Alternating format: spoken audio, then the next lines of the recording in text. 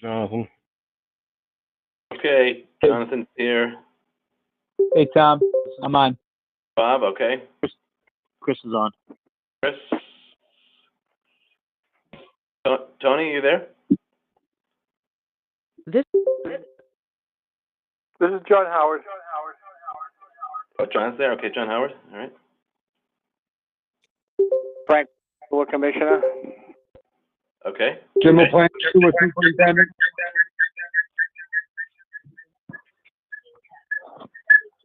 I'm Dave Darren.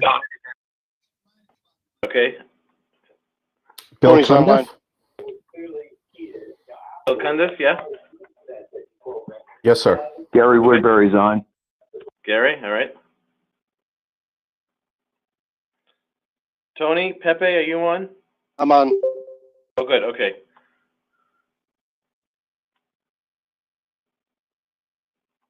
Okay, Mr. Chairman, I think we have all members of the committee dialed in, so I think we're ready to go. Okay, I'm going to call the meeting to order at 6:02 on March 18th, 2021. Announcement: this meeting is being conducted remotely, consistent with Governor Baker's executive order of March 12th, 2020, pursuant to the current state of emergency in the Commonwealth due to the outbreak of the COVID-19 virus. In order to mitigate the transmission of the COVID-19 virus, we have suspended public gatherings, and as such, the governor's order suspends the requirement of the open meeting law to have all meetings in a publicly accessible physical location. We're currently meeting remotely, and as such, all votes will be taken by roll call in accordance with Regulation 940, CMR 29.10 of the open meeting law. All right. First thing, we're going to review and act on meeting minutes of October 15th, 2020, February 23rd, 2021, March 6th, 2021, and March 9th, 2021. On these, Tom, I believe me and Tony can only approve October 15th meetings. Is that correct? Actually, I was speaking with town council about this just this week. I was talking with her about the new composition of the committee. And her opinion is that the open meeting law allows for the current members of the committee to vote on minutes, to approve the minutes for meetings that they didn't attend. So we're in the clear here. Okay. All right. That being said, I'll take a motion to approve the meeting minutes for those 4 dates. Motion to approve. I have a motion by Bob. Do I have a second? Second. All right, I have a second. All those in favor, roll call. Bob? Aye. Tony? Aye. On October 15th and February 23rd, I'll abstain from the 6th and 9th. Okay. Jonathan? Aye. And the chair votes aye. All right, department presentations. We have police up first, correct, Tom? That's right, Mr. Chairman. Chief Darren is ready to go. All right. Stage is yours, Chief. Hey, good evening, everybody. Why don't we start in no particular order? Why don't we start with the police vehicle, the cruiser? You should have, it's titled New Police Vehicles, so you should have 4 documents in front of you: the request, the capital form, the cruiser options and accessories, and then a page with the fleet, which will accompany the first 2 requests. So you'll see on the request, it's for a 2021 police Ford Interceptor utility vehicle. For those that you don't know, Ford stopped doing away with the Crown Victoria, and they're doing exclusively now these Interceptors. It's a specific brand or a specific line that they make within the Ford umbrella, police equipment, and things of that nature, not available to the public. And they're all-wheel drive, which is wonderful in weather. So you've got that price at $33,715. The options and accessories at $12,000. What we do is we convert as we move cars through the process, we usually keep a car for about 6 years, but it doesn't, we don't like to keep it as a line car for much past 100,000 miles, just for safety purposes. And we have a 100,000 mile powertrain warranty on these vehicles that we purchase extra so that it cuts down on repairs. Then by the time the car's off 100,000 miles, it's in a less used capacity, probably for another year or so as an unmarked, and then another year or so after that, maybe perhaps in an animal control function. So you've got that, you've got the conversion price, and then the trade. If we trade a vehicle, we need a little bit of money to strip it out so that the trade will take it. So the total price of that is $50,215. And as you read at the bottom, my goal has been to purchase one new cruiser every fiscal year. And I think, oh geez, over the last 21 budgets I think I've done, we've been successful all with the exception of 1 year. And then in that particular year, there was a budget issue and we ended up purchasing 2 the following year. What I like to do is keep the mileage of the frontline cars to fewer than 100,000 in most cases, like I said, for safety. And it also keeps the maintenance costs down because during that time period, the car is under warranty from a powertrain standpoint. And usually we don't run into any problems. If we are going to have an engine or a transmission problem, it's going to happen while it's in the patrol function part of things. We've very rarely had that a large expense like that once it's become unmarked. Then it's usually just a water pump or a hose or a starter or something along those lines. And like I said, we usually on average keep them for about 6 years. We used to trade them to the town for the building inspector, but now under the green communities, the general consensus is that they don't want those cars going to the town because they're such gas guzzlers. So we just trade them straight out. So as you'll see on the fleet schedule, I'll go to the last thing now, and this will cover for the first couple of presentations, but you can get an idea of what we have. We have 12 police vehicles and 2 animal control cars and 2 trailers. Out of the 12 police vehicles, there are 5, which I call marked patrol cars, 5 unmarked vehicles, and there's 1 4-wheel drive, and there's 1 special ops vehicle, which is the old ambulance that we purchased as a command vehicle. And as you'll see on the group there, you've got the number, you've got the year, the plate number, the date it was purchased, roughly what the make of the vehicle is, and then how we're using it. And then as of 12 of 20, I do just a mileage so that you can get an idea of what we've got for mileage on the vehicles. At the bottom there, it shows what we've traded recently. And then on average, if some people ask, the patrol vehicles, we put about 20,000 a year on. And the unmarked, we put about 5,000 a year on. So that's all I've got for that one. If there's any questions, why don't we stop after each one instead of going through them all? And then if there's a question you have, I can do my best to answer on this first part.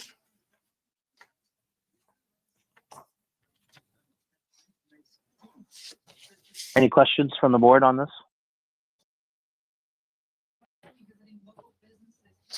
We can come back to it too. If somebody thinks about something as we're going through the other ones before I finish up.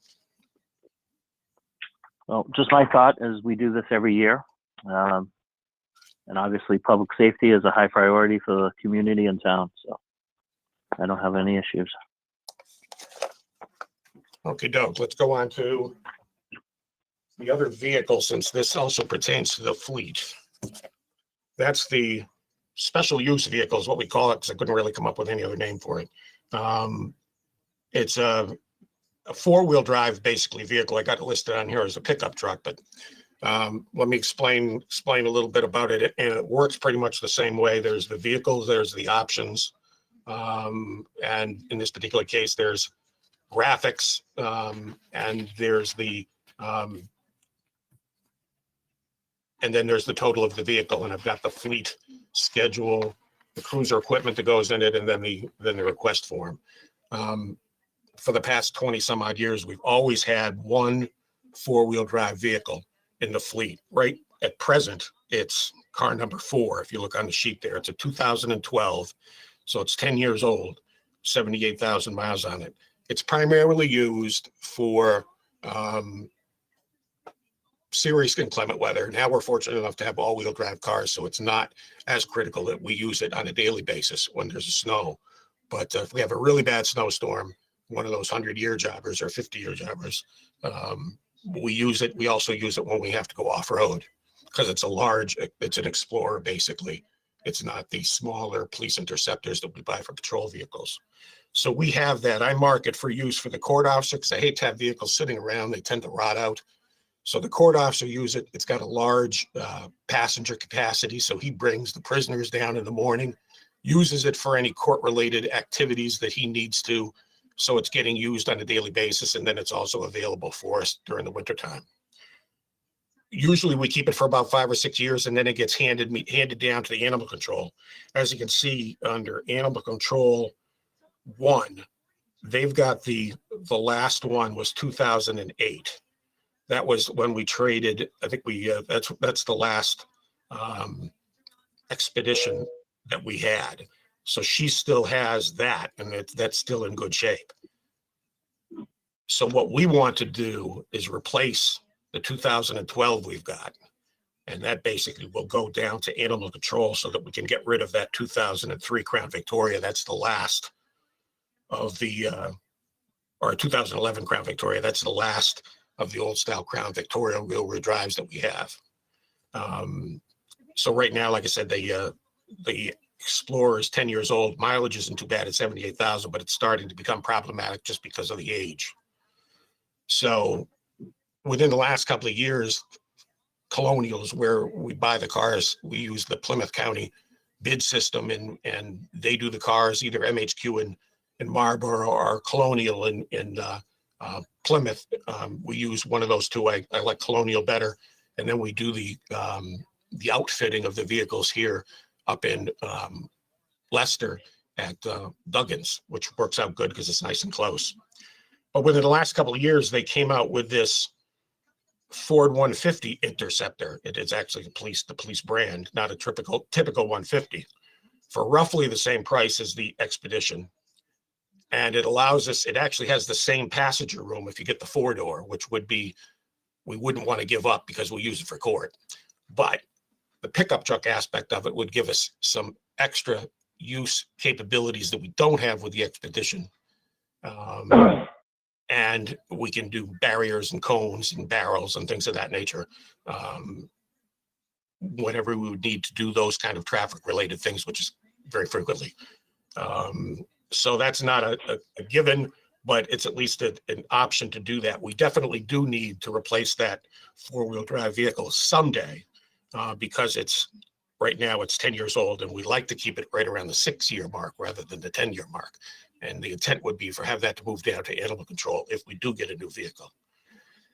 Another thing that possibly could do with this, if we're short on capital funds, is that where this is a vehicle, a one-time purchase for a 6-year period of time, we could consider, even though I don't like leasing for line cars because it's pointless where we're getting one every year. For this particular case, you could explore the lease option. And in that particular case, I talked with the gentleman that handles municipal leases for our area, and we could do a 5-year lease. And I didn't get the exact paperwork though. If you add 5% to the price of the vehicle and divide by 5, that basically would be what your yearly contribution would be. He told me just off the top of my head if somebody was asking for the figures. So that's what that vehicle is, special use. We've always had one, like I said, for the last 20 some odd years since I've always been here. I think we started out with a Chevy Blazer, which didn't work out too well. But ever since, we've always had the Ford Explorer. We need that one heavy duty 4-wheel drive to be able to get us places that we can't go, even with the all-wheel drives, which are pretty damn good. When you've got, say, 6 inches less of snow, but you get more than that. The Explorer is the only thing we patrol in most cases, especially if you got to go out into the sand pits or onto the railroad tracks and things of that nature. And my general thought was just the pickup truck aspect of things would give us the same passenger capabilities, but also we would have that additional capability of the bed to be able to use when that came up, as opposed to that we wouldn't necessarily have with the Explorer like we do now. We don't usually use it for that kind of work. So. And as far as the rest of the stuff, it works pretty much the same. The cruiser options and equipment are pretty much the same. And The fleet obviously is a copy of what you had in the first part of the vehicles. All it will do is replace number 4. And then 4 will replace animal control 1. And then animal control 1 will become animal control 2. And animal control 2 will go into the boneyard. So that's that one. If there's any questions on that, I'll pause for a bit and then move on to the next one. Through the Yes, chair. Chief. Yes, Tony? My question was, this is unique with the pickup. So you're saying the same capacity, and since you're using for court duty, you could outfit that safely and safely and comfortably for prisoner transport? Exactly right. It's not something I want to put a plow on. It just is. It basically, how I think of it is an Explorer with some added capability of the open bed. It'll have the exact same legroom as the Expedition does, because that's what we will be using it for, is for the court officer. We already looked at one to make sure that we're talking apples to apples and oranges to orange, and had the court officer take a look at it.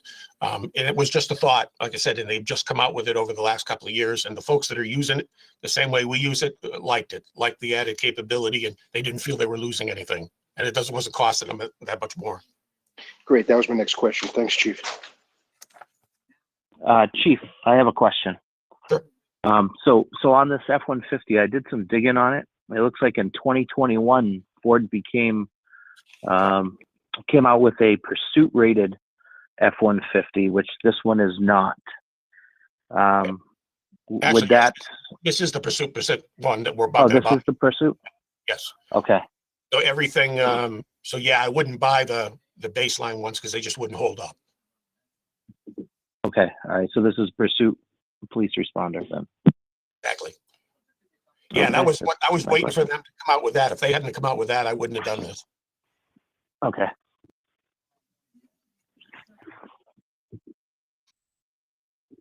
Any other questions from the board?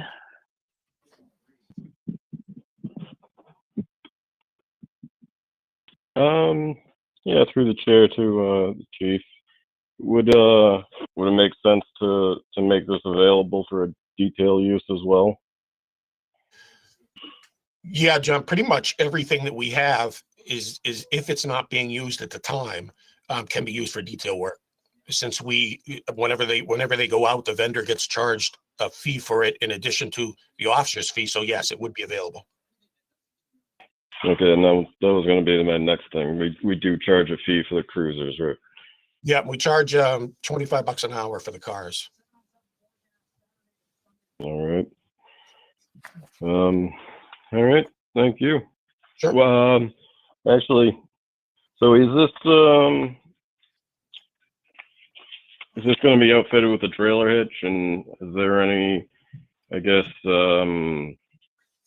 future thought of possibly using it to tow something?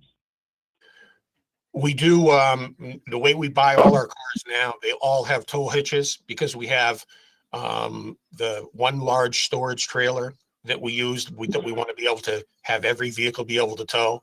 And then we also have a radar trailer that we also want every vehicle be able to tow. So everything is outfitted with a trailer, every vehicle we buy. For trailer hitch. All right.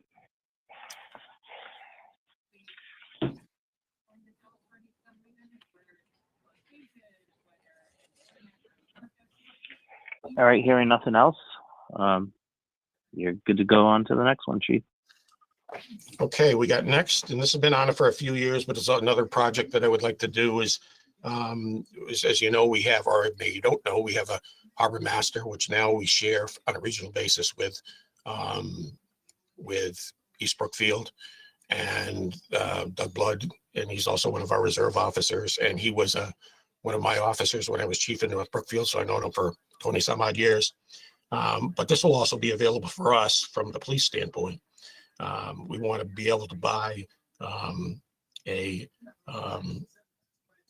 bottom rigid tender with inflatable sides, roughly a 12-footer, would say a 35 plus or minus horsepower engine with a trailer that we can, a fast launch capability, so that we can use it for a combination of things from an enforcement standpoint, from a rescue standpoint, from a recovery standpoint. I mean, you got to remember too that I think we've got like 6, 7, 8 bodies of water in town, 3 of which we share with neighboring communities. And it's something, like I said, that we're lacking. We do have a boat that we share with the fire department, which is a great big steel. It's more of a diver's launching thing for skin divers. We can use it if we had to do an extended search, but we really can't get it. It's not like a fast launch capability kind of thing. I want something like a small yacht tender that when I travel around that you see going to and from the yachts.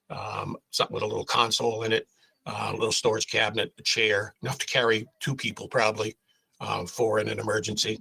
The ones that I priced out, I could probably do the whole thing for a little under 20,000. So I put 17,500. I've tried various grants unsuccessfully for this. But again, this is another one of those things where if it was something that you thought was of value, we could consider leasing on it. Because the company that we use out in Kansas that does municipal leases pretty much said that anything with a serial number, they can figure out a lease payment on. So it's not really complicated on that. So that's all I really have. But I've done a lot of research on them because I've done a lot of grants on them. So if you have any questions, I can be happy to answer. I have one for you, Chief. You say the harbor master we're sharing with East Brookfield? Yeah, he got put on. We talked about it, and he got put on in East Brookfield. And it's just a stipend that he gets. So he goes out like on a volunteer basis as a patrol. It's something that's statutorily that we're required to have. But we would also be doing, if we had it, we would do patrols for the police department too. So this would be just something that he would use when he was doing, he usually does in his own personal boat is how he's been doing it for the last year or so, maybe a handful of times a year. So I'm hoping that if we had a boat, we would not only be using him, but we're using our own personnel. Okay. Also, since we are sharing him with East Brookfield, do you think they would be interested in maybe picking up some of the cost of this boat if he uses it in their community? If we ended up leasing it, say we did a 5-year lease with it, I would hate to answer for somebody, but I'm sure that they would consider it very strongly of splitting it with us. Okay. All right. Thank you. Anyone else have any questions on this?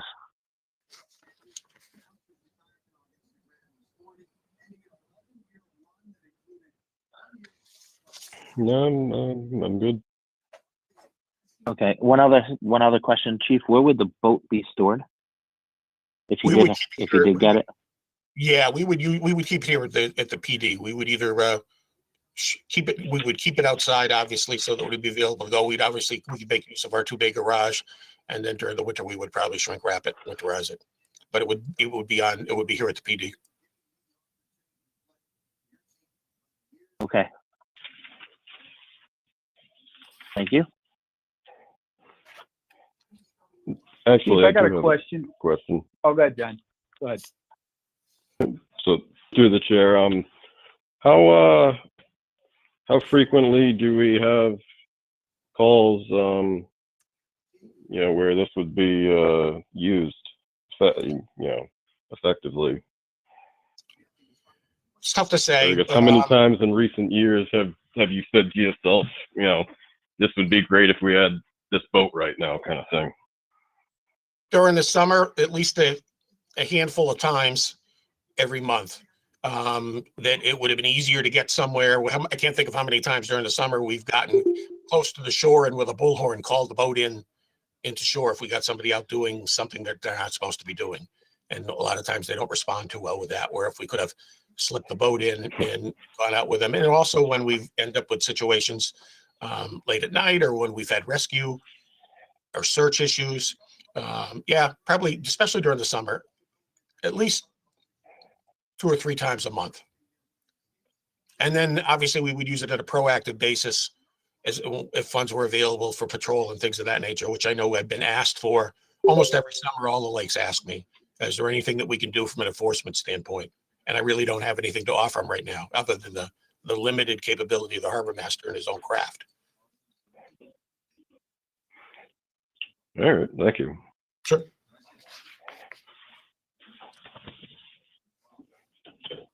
Okay. I know we do have selectmen here for the town. If they have any questions, they can definitely ask the chief, because sometimes you guys don't get the opportunity to ask any questions to any of the departments. You just see them that we send. So I'd be open to that if you guys have any questions.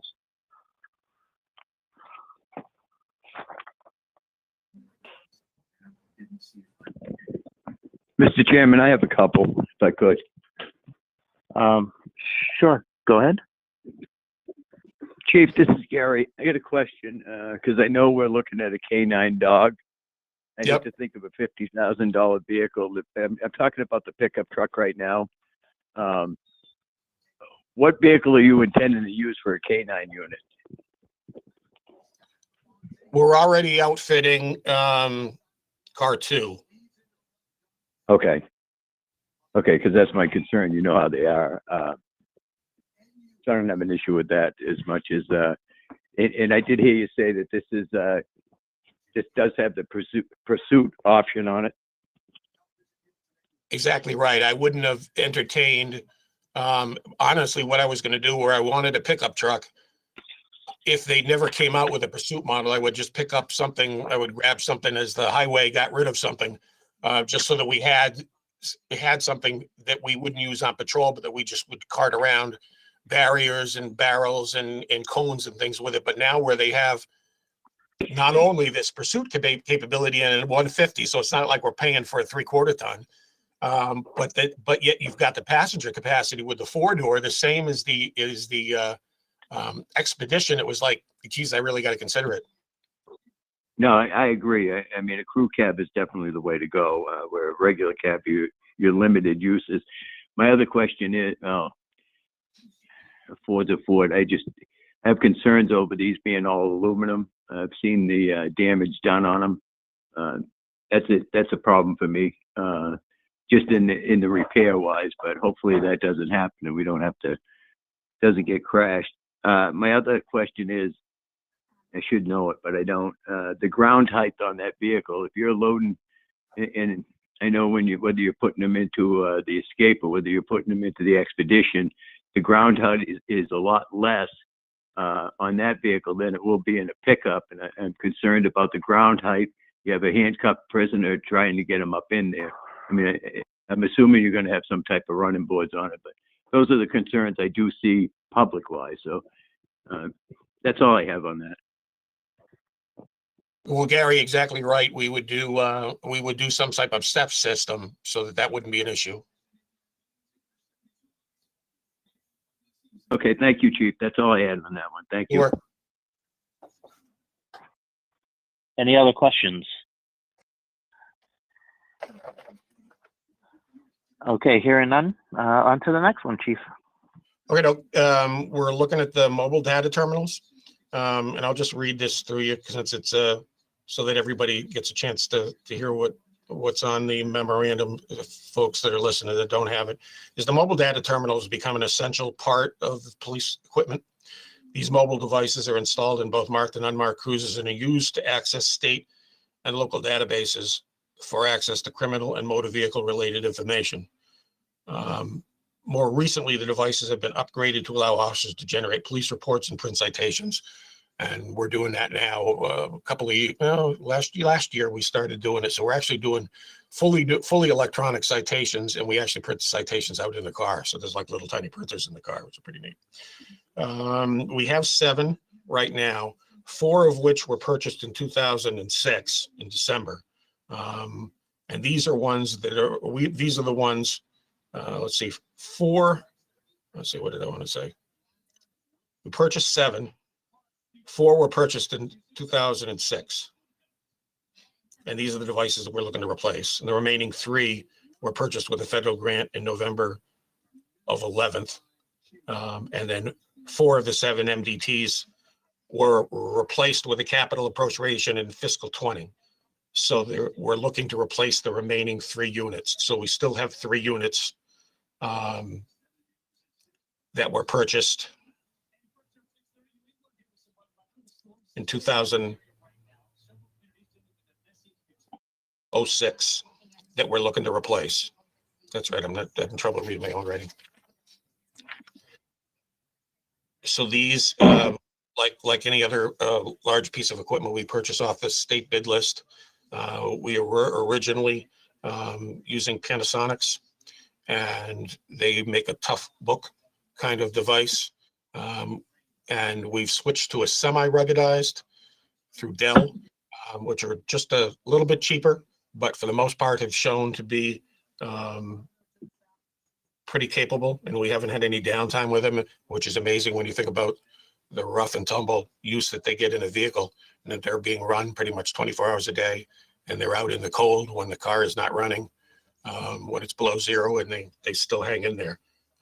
Even the new semi-ruggedized ones that we bought are still holding up pretty well. So the cost of the remaining 3 units is $21,000, roughly $7,000 a piece, and that includes the purchase and the installation. And I don't envision any grants for these, federal or state, coming out in the near future. So that's one of the reasons why this is on the capital request this year.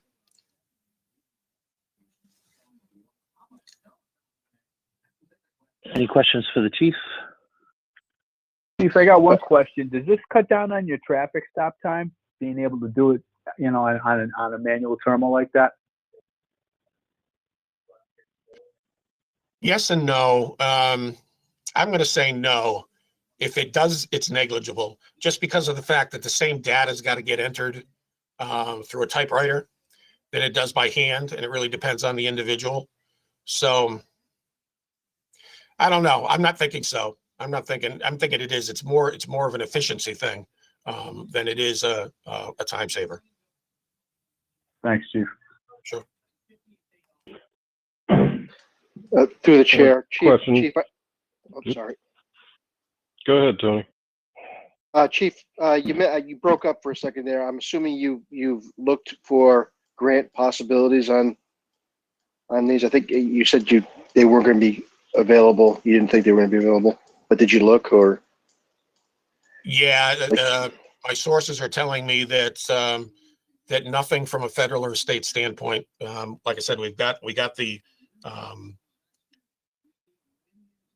3 of them through a federal grant in 2011, but that's been the last time that there's been something of that nature that we've been able to use for that type of equipment. So that'll give you an idea of the limited availability of grants in regards to that type of equipment. So I'm gonna, at least my sources are saying, no, keep it on your capital request. Thanks. Question through the chair. So, 3 units that will be replacing 3 older units. Was that correct? Then, I mean, you're not expanding your capability, if you will. Correct. We're keeping it. We're staying at 7, so we're replacing 3 older units. All right. And so do the new units have any? Can you do anything with them that you can't do currently with the older units, or is this just a matter of sitting and waiting 5 minutes for it to think about what it's doing versus a new one that's going to be a lot quicker? From what I'm being told, and that's not my field, is that you're going to get some quicker response times. You're going to get a little bit better connectivity, but all negligible. It's more of just keeping up with updated software, because what you're having a lot of times, as I'm being told, is like when they update software, the state updates software, or our computer vendors update software. We need software to be able to interpret the data that we're drawing in from all these sources, is saying that they're not going to support an older unit. So you got to keep up with the Joneses and get newer units. So sometimes it's of necessity that we're doing this. It allows us to have the most up-to-date software. So yeah, it's A lot of it's a connectivity issue, a lot of it's a speed issue, but some of it's just a practical. If we don't keep with a new unit, they're not going to be able to give us a new software. Gotcha.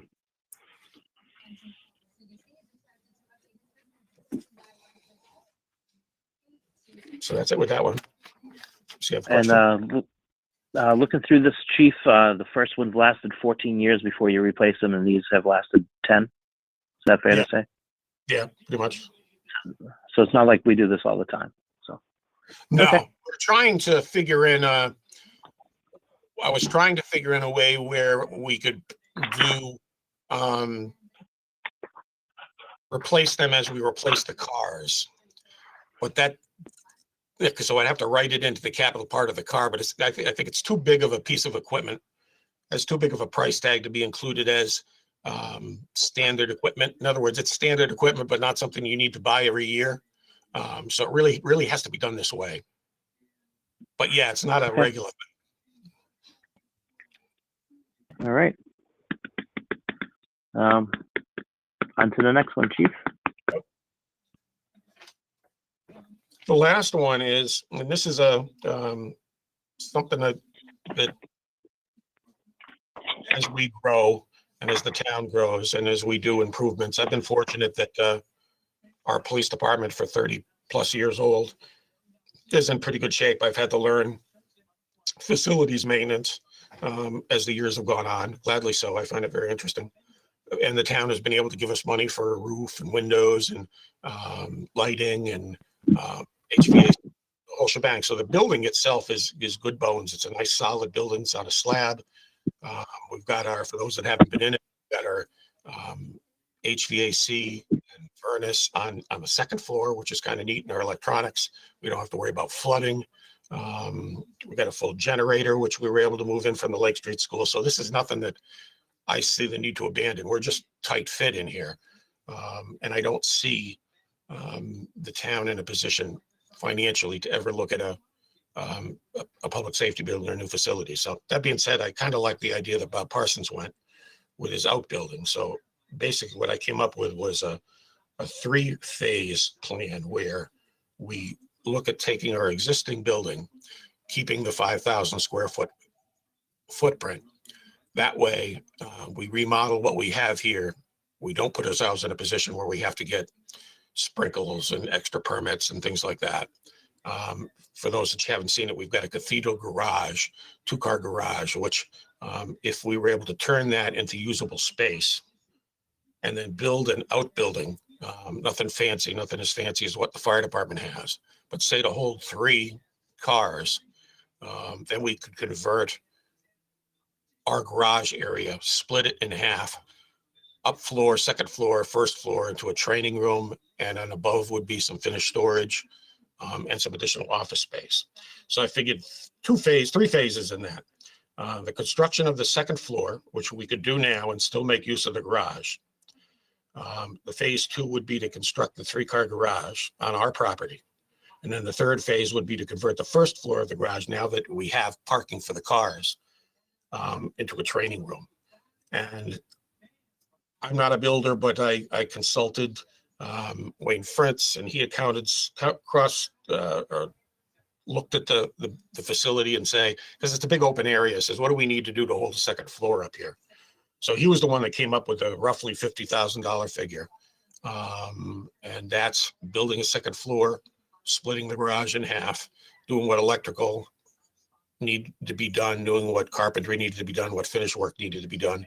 And I also reached out to the Bay Path, who said that they would help us out with electrical if we needed it, and finish carpentry. They looked at it, they didn't like the idea of taking the whole project on themselves because it was too big, and they don't do garages apparently for out-of-towners, or at least even for our group. That wasn't something they were interested in doing.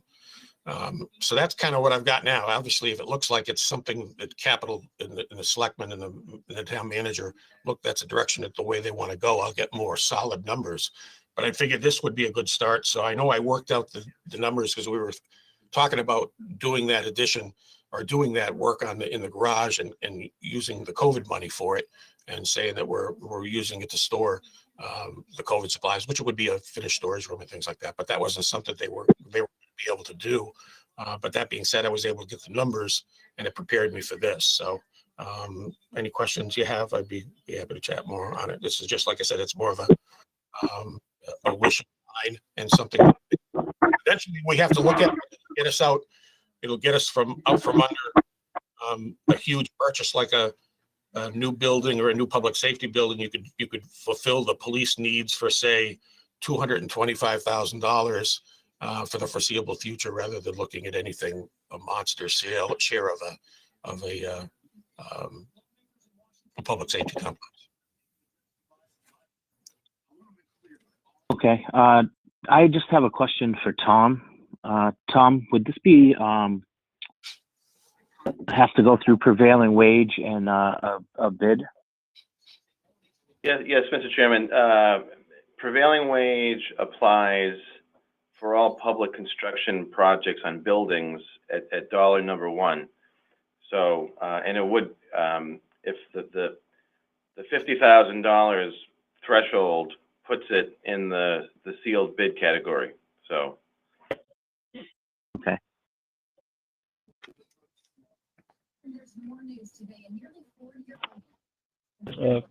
Question through the chair. Go ahead. Is there so the first phase would, if you will, would be the finished storage for the constructing the second floor. Is there, I guess, is there an immediate or a more immediate need for finished storage than the garage? It's pretty much, that's the only open space that we have in the building. Virtually every closet, I've turned a closet into someone's office.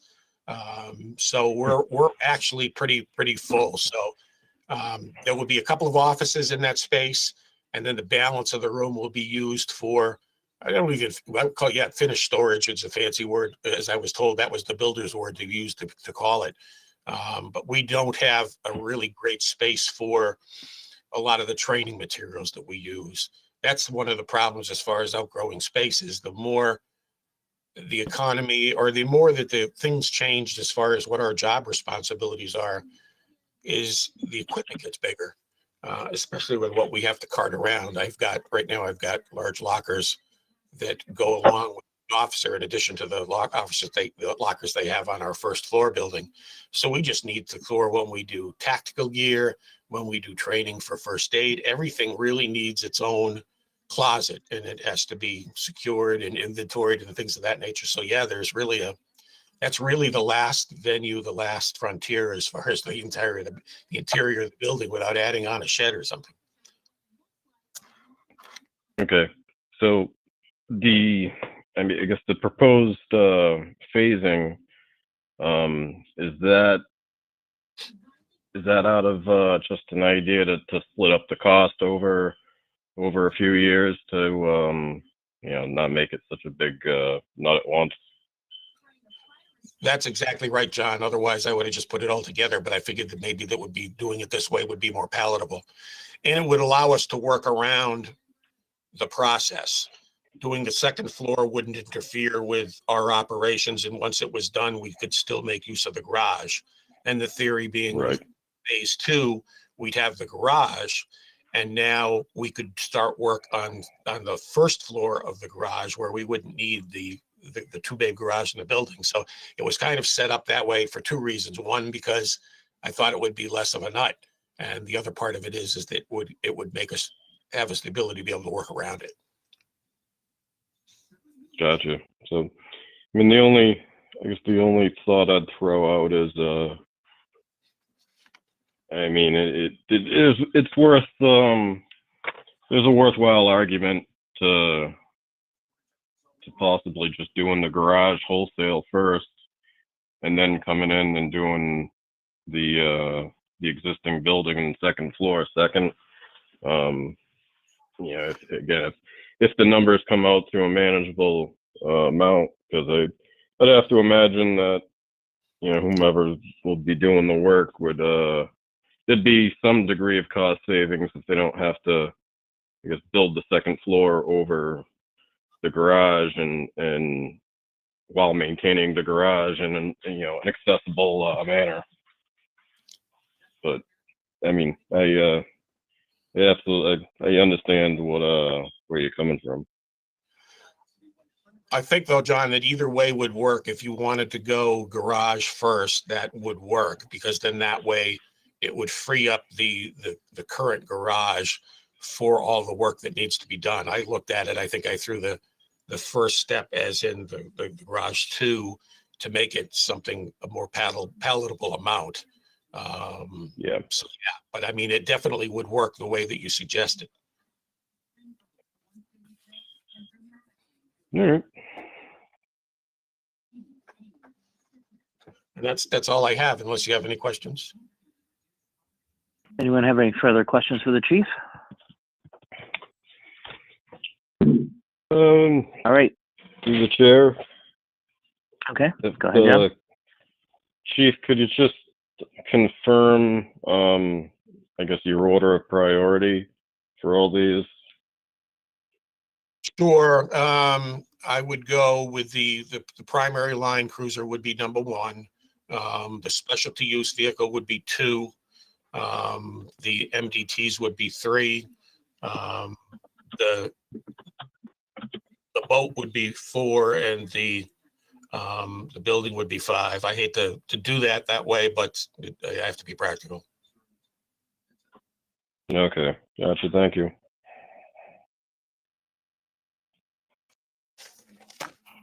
Any further questions? Anything you All right, think hearing of? none. Sure. Thank you very much, Chief Darren. Sure. If you think of anything else, just drop me an email. All right, have a great night. You Thank as you well. for spending your time with us. Certainly. My pleasure.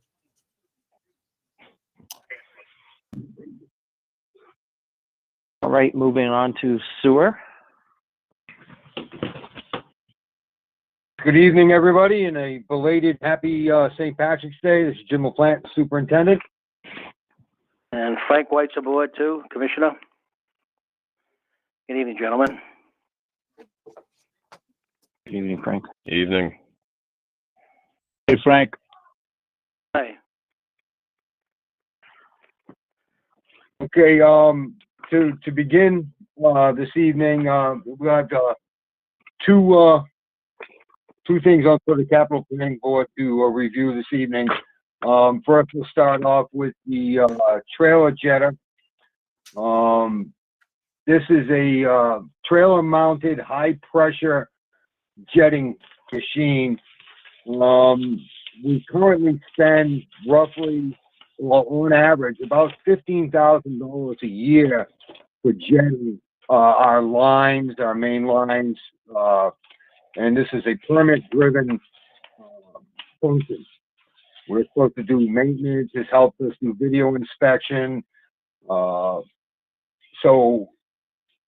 with the purchase of this piece of equipment, over the past 5 years since I've been superintendent, on an average of $15,000 a year, we've already spent $75,000 on that function. For us to purchase this equipment, I have 3 quotes in hand now that range from $62,000 to roughly $72,000 without some of the little extra gadgets, nozzles, and things of that nature. So this would be an annual savings going forward if we purchase this of $15,000 a year from our fiscal budget. Not only that, Jimmy, this is Frank White. The fact that sometimes when we need it from an outside source, a vendor, sometimes we have to wait an hour, 5 hours the next day. They're in use, they're not available. At least if we had it here, not only will the savings be able to clean up any blockage that may be causing spillage in the street and of that nature, blocking other lines, causing other problems. That's an excellent point, Frank. It would be a much more rapid response to a possible public health situation.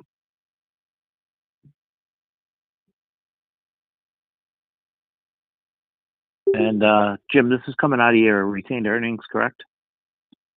Yes, it is. Everybody on the board understands what that is, correct? Yeah. Yep. All right. Question to the chair. Go ahead, Jonathan. What's the estimated lifespan of a piece of equipment like this? Well, I've seen them out there, 10, 12, 15 years at least. Of course, depending on how you take care of it. One of the reasons that we're building that garage this year is to house equipment like this so we can store it. Of course, properly maintained, the longevity could be 20 plus years. All right, thanks. Yeah, Jonathan, it's not that it's used every day, but when you need it, you need it. And, if something was used every day, your lifespan would probably go down, obviously, like a police cruiser, et cetera. But I would expect with a diesel engine, and we haven't selected one yet, but in proper maintenance, like Jimmy said, that this thing could be a minimum 10, 12, 15, 20 years even. And like I said earlier, I mean, this is permit driven. This is not a nice to have thing. This is something that we need to do. I mean, it has to happen. It has to, for emergency response, for permit driven things from the EPA and DEP. Like we plan. Okay, we're going to video inspect a line on, say, Cottage Street. We get all set up. We get in there. We put our camera in. We go 15 feet, and there's a big root ball. There's a big glob of grease. Well, everything we just went through has been scratched. Now we have to get in a jetter. We have to clean that line. Then we can go in. The lowest, we have two local companies that we subcontract to. Well, not subcontract, but that we hire, and they're $300 an hour. So that adds up fast.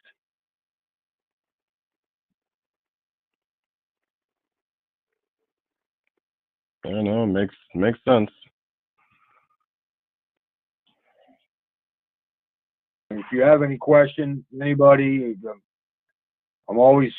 my office is always available. My phone is always on me any time of the day. Feel free to reach out to us. Jim, I got a question well, not really a question, but more just an observation. It seems like, that would make sense. Given the 300, I see Gustafson's $300 an hour. I mean, that's gotta be a chunk of change by the end of the day. Depending on what you're looking at, it might make a lot of sense to have something like this on hand and be able to just take matters into our own hand instead of, subbing it out constantly and spending a large amount of money. How often, I guess my question is, how often do you run into this problem, Jim? I know it's hard to say on a regular basis, but what do you find from year to year?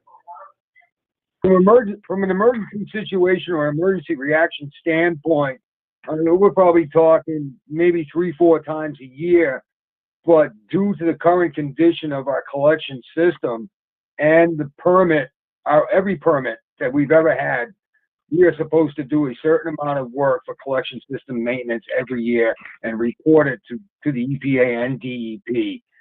So this will allow us not only a rapid response to an emergency situation, but this will allow us the ability to go out at a greatly reduced cost to perform this permit-driven function without having to rely on an outside source and scheduling this. It'll all be done internally. One other question, Jim. Is this something you can use for routine maintenance also? Yes, sir. That kind of seems like a no-brainer to me.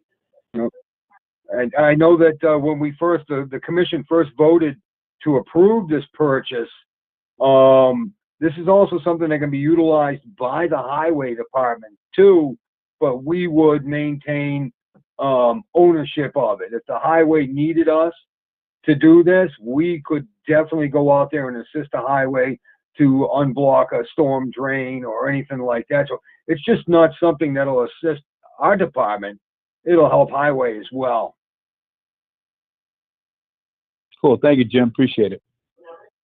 No, not a problem. And I guess if there's no more questions, we can move on to the second item before you this evening, our big ticket item, which is the upgrade. We have to go to the annual town meeting this year and authorize the borrowing for this upgrade. It's part of the, in order to qualify for our SRF funding, which is 0 to 2%, that money needs to be secured and ready to go so we can move forward, because our back's against the wall right now with the December 31st, 2024 deadline to become compliant with the new permit.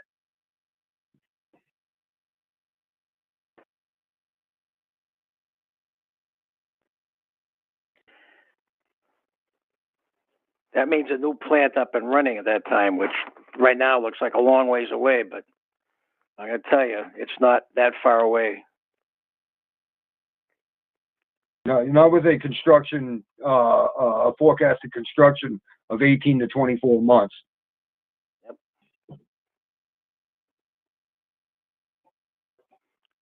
I'm surprised no one's asked the approximate price tag of this.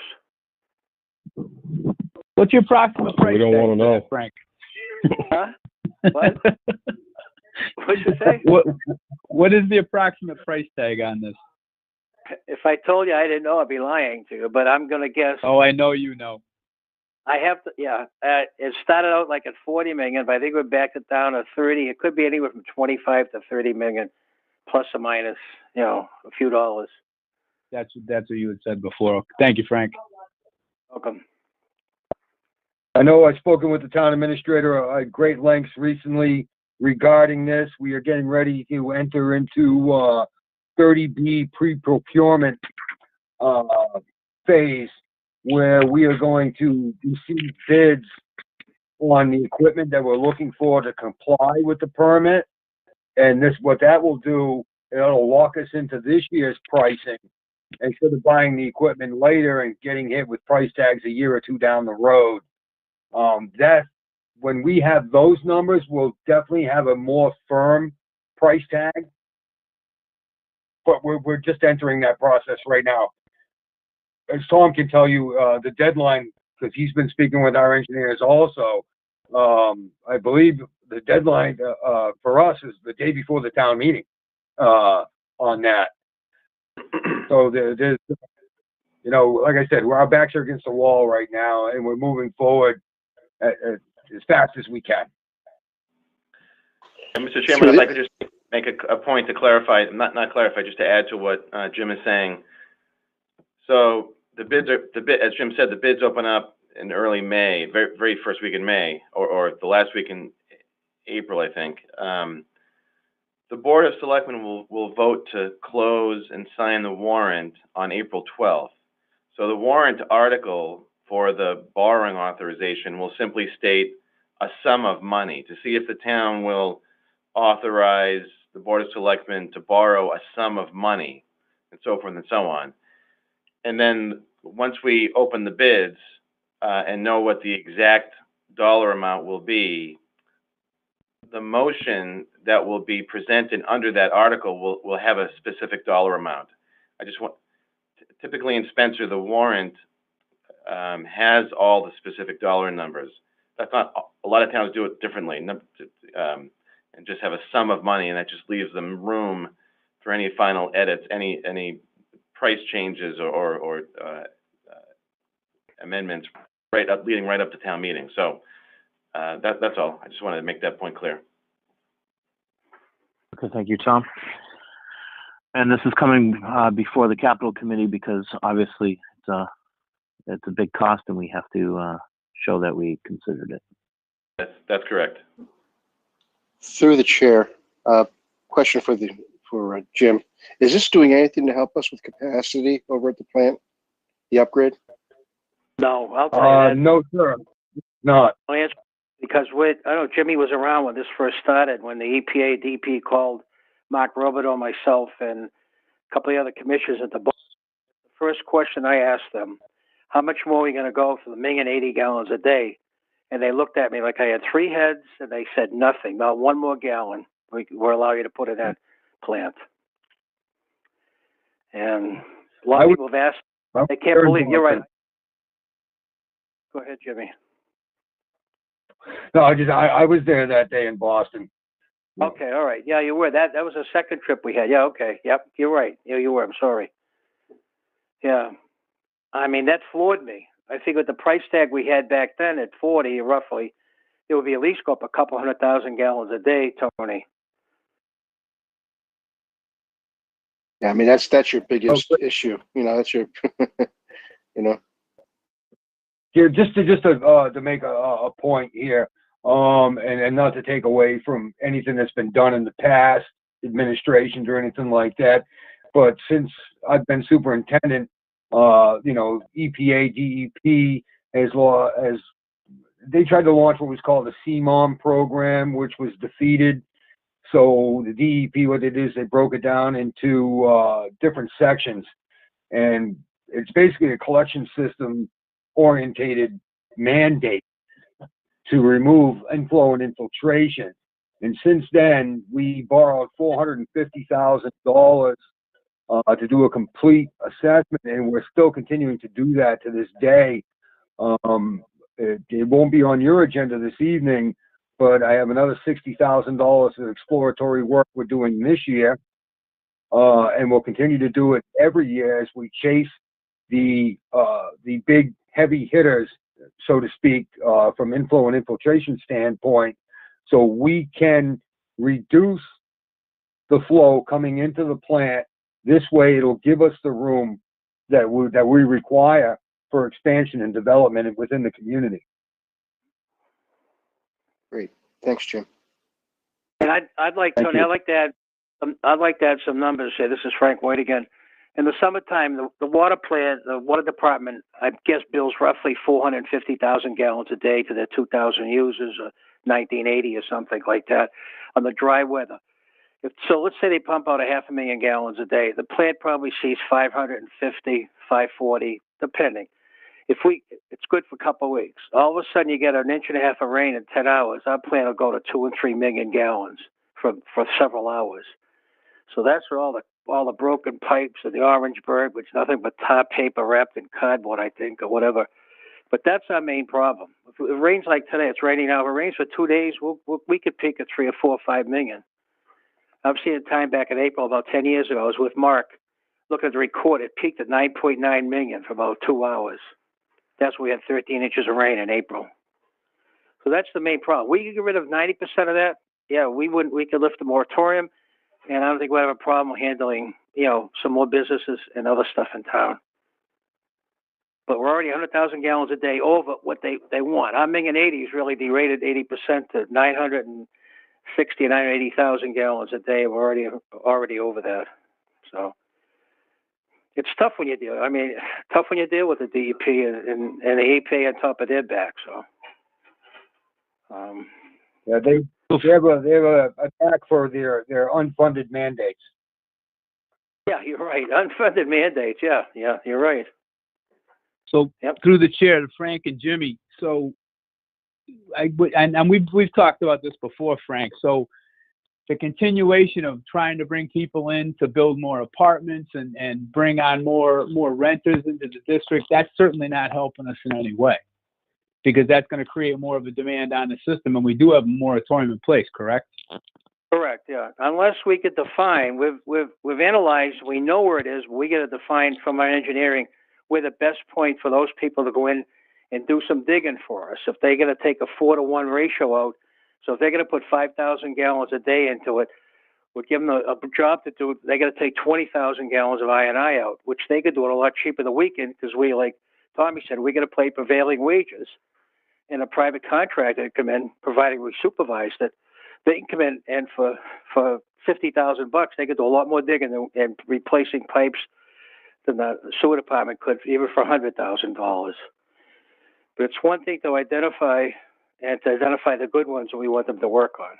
If we can do that, but you need money up front to do that. Like Jimmy said, we spent $400,000 plus. We just allocated another $60,000 for for Wright Pierce to go in and do some more work so we can find out where the biggest water is coming into our system. And I don't mean flushing toilets. I'm talking about clean water that we're treating at the same cost of human wastewater. Frank, has anybody reached out to the to our reps? I mean, we've got 3 reps in the town. I mean, has anybody reached out to them about seeking out state funding or some kind of grant funding or anything that would help us out? So we did a meeting down with Don Berthium and who came, Jimmy? There was Ann Goby was there. Mrs. Goby was there. Yep. And they just shook their head like no. Basically, they didn't say no, but you're right. We've asked them. I've asked Ian a couple of times on the phone. I haven't seen Peter Durant around to ask him, but it's just no. There's no money. 2 years ago, the federal government gave the state almost $1 billion, $990 million, and I think the one town got like $5 million for sewer. Another town got $7 million, and the rest of the money went for clean water. Where Lake Cochituate is, where Mabel Black Label Brewery was there, all that water down into those towns here, they got like 40 or 50 or 60 million. Lawrence got 30 million. It was all spread on the clean water, drinking water. Wastewater got probably 5% or 4% of the whole $900,000. I mean, 900 million. Excuse me. It was ridiculous, but we do have, and we are exploring other options that would assist us more so in the upgrade of the treatment facility. So if those monies are available, that could save us in the long run. And there are other grants out there, the Mass Clean Water Trust, but there's a match percentage on that. So you have to have the revenue to match. And those go from 40 to 70%, but you have to do in-kind services where you have to devote portions of your staff to do the work. So it's a process, but first we have to identify these. And once we have them identified, then we can attack them, get it cleaned up, tighten the system up, and give us the ability, like I said, so that we can do the development that the community really deserves. The state of Massachusetts has put some money into it. Unlike Connecticut, who put like $1.5 billion, $2 billion over the last 3 years, because of the Long Island initiative with the Connecticut River, the Thames River, and the pollution and the weeds growing in the mouth of those rivers. Some of the weeds are 12, 14 feet high at the mouth of the rivers. They've done a lot of work. The city of Chicopee spent $100 million here on their new upgrade, and the feds come in and the state come in and said you got to spend another $50 million. What was on copper or nitrogen? I mean, I forget what they told them, and they just said nitrogen. Yeah, they threw their hands. But we've already been told. Go ahead, Jim. Sorry. Frank and I, just shortly after receiving our new permit on the phosphorus mandate of 0.10 milligrams per liter, which is half of what we currently have as a permit, we attended a seminar out in Springfield, and they told us that on our next permit, we can expect a nitrogen permit, which we've never had before. And because our design flow is over 1 million gallons per day, we can expect a 10 milligram per liter threshold on our nitrogen discharge. And we roughly average around 23 milligrams per liter right now.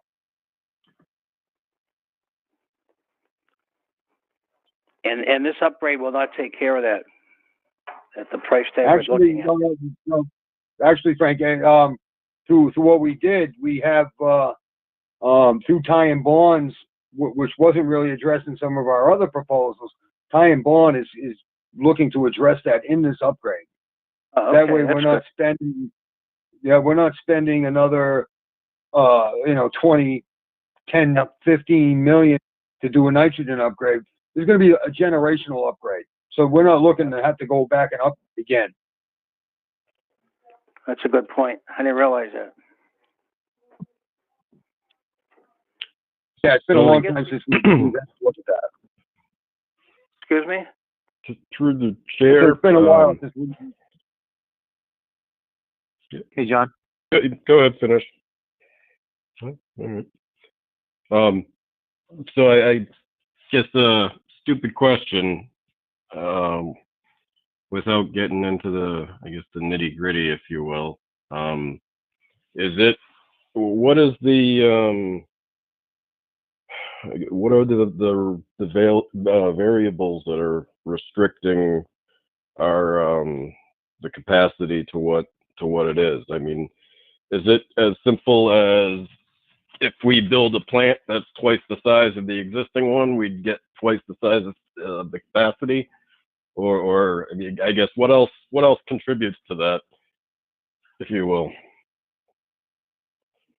Well, our biggest issue is the porous nature of our collection system right now.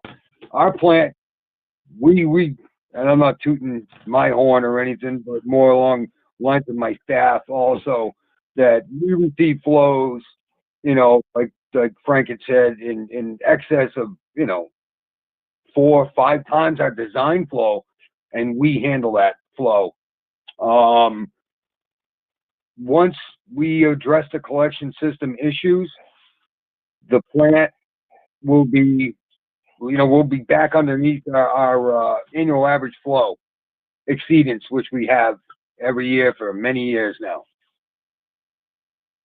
I don't know if I answered your question correct. John, I think if we could get rid of 95% of our I&I, we'd be down around 500,000 gallons a day. And to answer Tony's question, that means we could basically double our flow, double our business, bring in a lot more flow. But it's the clean water that's coming in from pumps, so people have legal pumps. So I guess that's where my thought process was going to some degree is at its most basic level, to bring in more money, you need more customers, and I mean, if you get additional capacity at the plant right now, that gives you more customers, or gives you the ability to have more customers, which gets you more money, which then puts you in a better financial position to do I&I remediation. Is that, I guess, too simplified of a way of looking at it? No, but the problem is back years ago, Carter Terrazini wanted to put, not Stiles, but the reservoir that's up by the other side off of Paxton Road up there in that area. He wanted to put that lake up, the pond up there. They wanted to put the one across the street from the Chevy dealer. They wanted to put all those houses on it.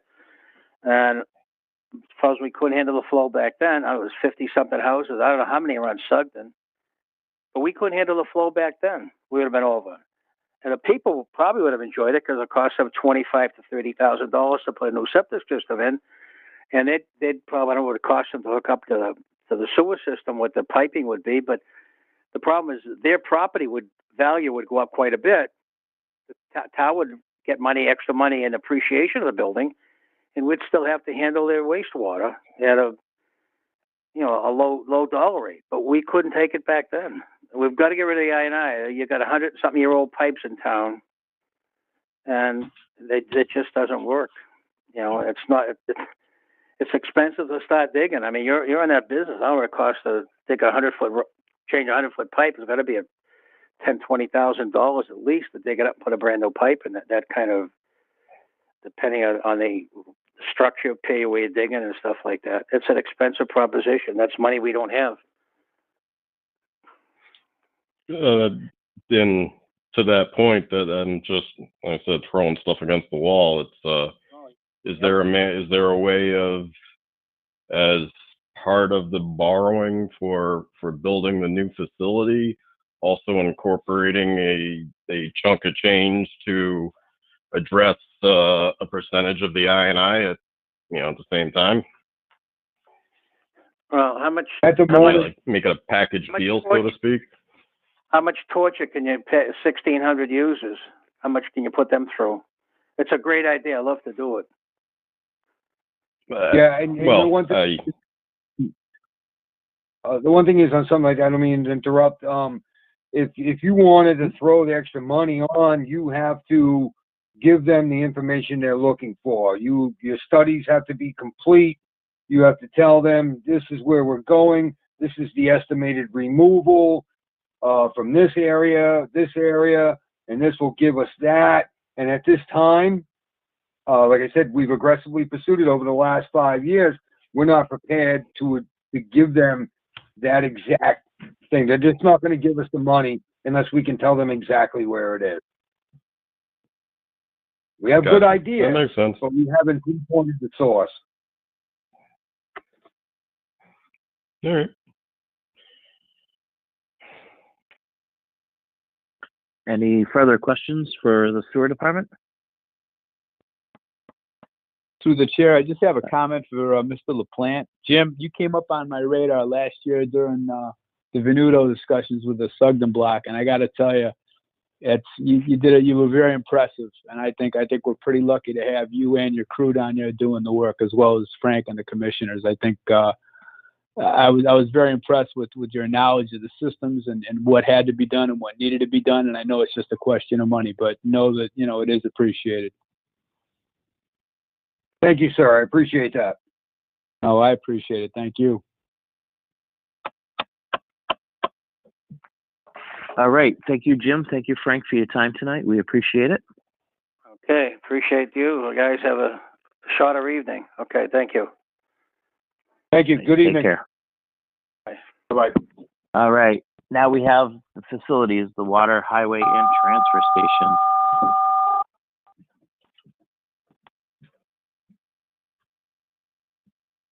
Hi guys, Bill Cundiff here.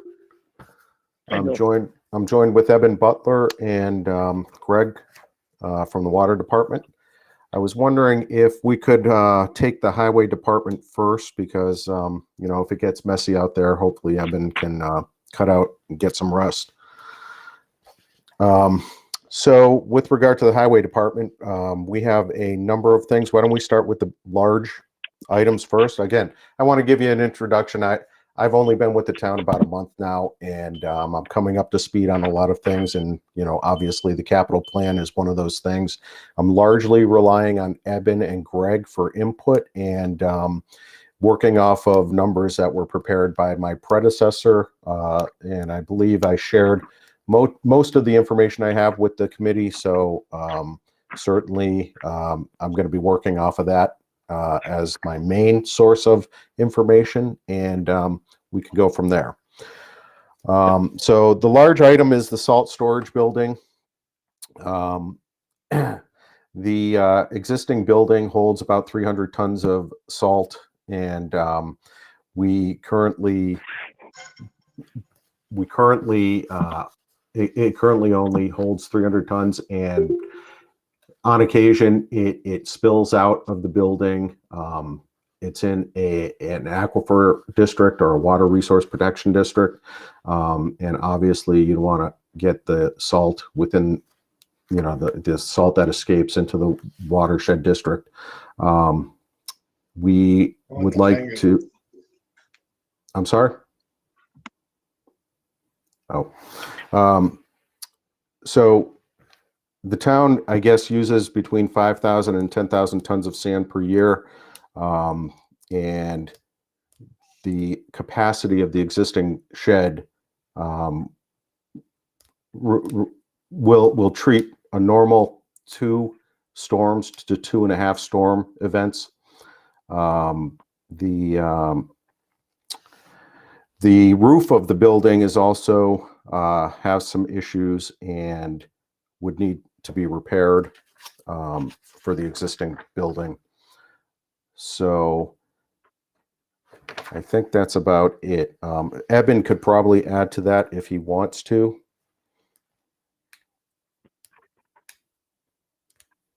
Okay. Yes, I will add to that, Bill. Sorry.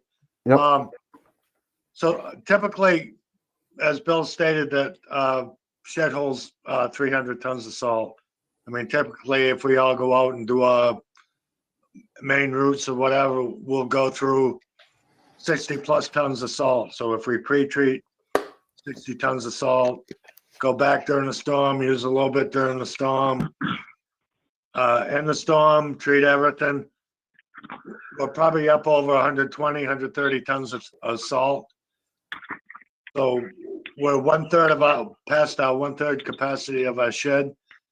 Typically, we bid, and I hate to correct you, Bill, but I will, about 2,500 tons of salt a year, plus or minus. Last year was a better year. This year, we're probably closer to that number.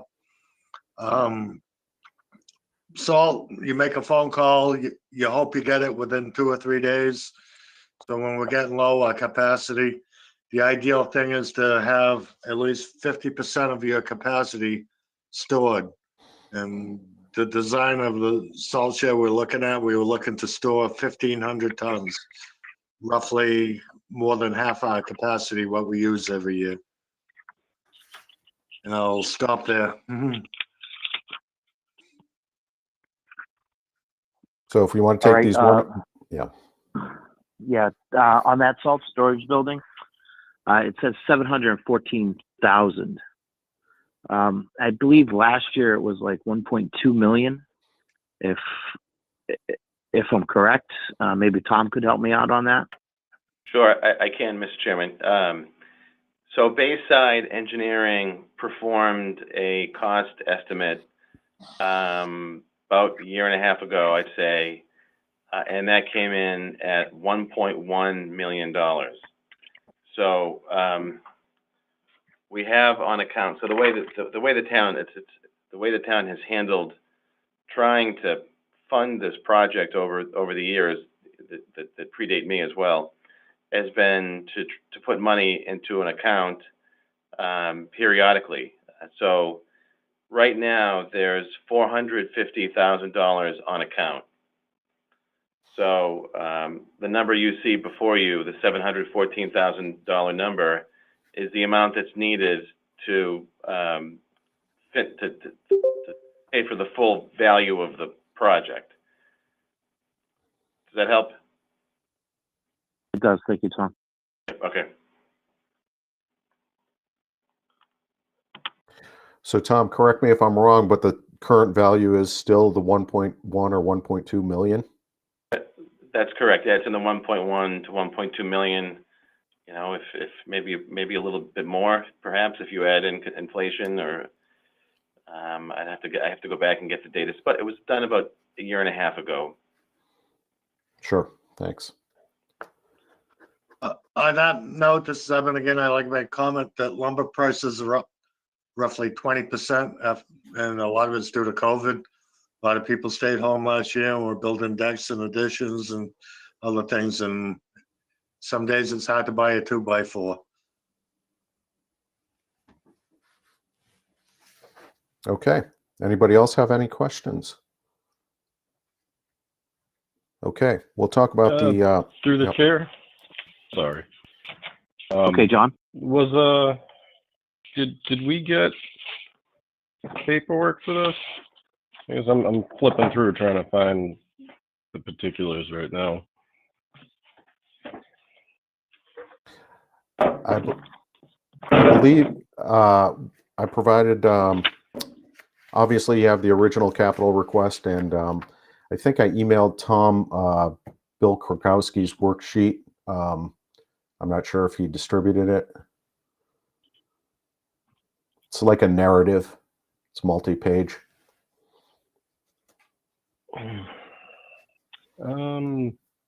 Let's see. We got the fleet inventory. I see we got updated vehicle request. I guess I didn't see anything about the salt shed in our binder. So I guess, what's the capacity proposed? Eben, do you have that number? I believe the design we were looking at was like 1,500 ton, half a year supply. Tall enough to dump a trailer dump inside, tall enough to load trucks inside, which is required by the DEP these days. I believe you heard Seward talk about unfunded mandates and all that. Well, the salt shed is one of them, is they don't want you loading trucks outside anymore or dumping or having any outside contamination of salt on the ground. Gotcha. Thank you.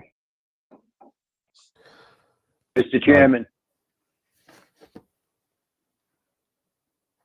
Go ahead, Selectman Woodbury. through you, Mr. Chairman. And last count, that thing came in at 1.2, a little over 1.2. We have 450,000 in there. We didn't put anything last round, due to the shortage of what we anticipated. We'll probably have that happen to us this year to some extent. So I guess my concern is this: is if it's at 1.2 now, Evan made a good point because this is going to be made out of wood. Let's say it went up 20%. The likelihood of trying to get this built without either a debt exclusion or override, and this is only one item that's going to cost us probably another, based on the timeline, probably call it another $1 million we need. So I guess my thought process is this: is if in fact we can't get to there within the next 5 years, we're still sitting at the same place we were 5, 6, 7 years ago. So I guess my concern is and I brought this up before. I spoke with Evan, I talked to Bill Krakowski when he was here, I talked to Steve Tyler. So I'm just going to bring it up in this meeting, is maybe we can't do that building, but maybe we can do something that will carry us for the next 5 years. And that is to build like what Brookfield did. I think Millbury has one. I know Bond Sand and Gravel has one where it's a cement block on a cement pad with a fabric top on it that would hold probably that amount of salt. We could move it over to where they hope to put this building, and probably use the money we have now to at least get that. I know it's not the long-term solution, but it definitely is a solution so that for the next 5 years, we can anticipate on how we're going to build a building that's going to last for the next 20. It's just some thought. We do have the money there, and we spend a lot of time on this every year. And every year we say, well, we didn't get it again, and we just keep marching on. So I guess that's my main concern is as we keep talking about this, and we look at the inflated numbers, which are only going to increase, they won't go down. Wages will go up. There's a lot to this. And I think at some point we got to take a look at what we're going to do now instead of keep saying that, oh, it went up another 200,000. That's just a point I want to bring up, because I think we have to look for some type of solution, because the solution isn't that we're going to find $1 million. That's my only point. Thank you. Okay, thank you. I guess maybe Tom, if you can get with him and maybe give that information to the select person, I guess. I certainly can. Yep. Through the All right, chair. Bill? Yep. I understand where these guys are coming from, and I get it, and I know we need it, and I know it would make everybody's life a hell of a lot easier. The problem remains, and I'll go back to the highway analogy. You know, back in 2008, this was doing every road in this town was an $8 million project. And here we are now, 2019, we enacted it, and it cost us $17 million for half the road. So it's like, I get it. You know, the longer we wait, the much more expensive it gets. But it's a catch-22, you know, and we got the schools coming at us for money and wanting to build a new school on top of everything else. So believe me, I feel your pain, Evan. You know, it is what it is, unfortunately.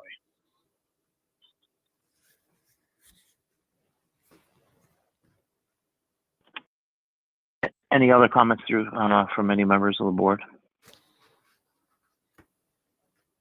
Hearing none, you can continue, sir. Okay, thank you. The next item, we'll stick with the buildings. We're looking at a dry storage shed replacement. Currently, there's a shed that the highway department uses on site for storage of materials like mortar and dry goods. And frankly, I've seen some photos of this shed, and it looks to be in pretty bad shape. And obviously, they do need a place to store these materials. So the proposal is to get a replacement shed for $40,000 at the site. If Evan wants to add to that. Yeah, Evan here. I had the opportunity today, and I'd like to thank Selectman Woodbury and Selectman Howard coming today to walk the grounds and see the needs at the highway department. This shed, typically, we keep our concrete and our mortar mix in, our brooms for our sweeper, black booty, sandblasting material. We have a bigger leaf blower in there. It's just a dry shed. It was built long ago. It's rotted out. It's full of black ants in the summertime. We have treated it. Yes, we try. There's a little dormer off the back side of it. We keep all our signposts and all. There's a rotary mower kept under there for the season, so it's kind of like a dry area. One of the reliefs to this is the area that we hope the salt shed would be. We would have some more dry storage under there, where we could keep things under protection out of the snow and the rain, etc. But for right now, this building is pretty rotted. It's been patched. It needs a roof. It needs a paint job, and the $40,000 number is for a steel building to be installed in that area. Mr. Chairman, if I could add to Evan's comments. Go ahead. So, board members, everything Evan said is true. I want to thank John Howard for coming out today and taking a look at the stuff. This building actually has, I think it's T111 siding on it. It's rotted. The one thing I can say out of everything that's going to be brought up tonight, this building needs to be replaced. We store goods in there that have a value. That building isn't going to last much longer. I don't think it would last through another winter. So I just want to say we did go and look at it today, and putting a steel building up there would definitely be better. The nice thing about having a highway department is even if the building was a little bigger, we have the capability of doing a lot of the work in-house.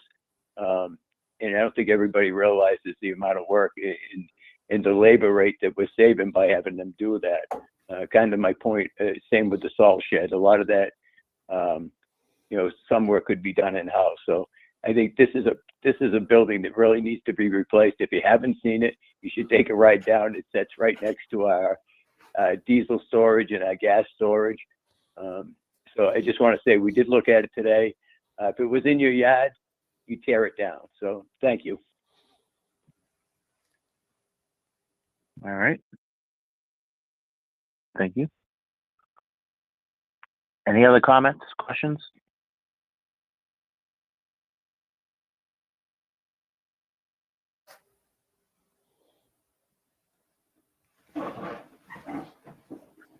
All right, here are no further comments.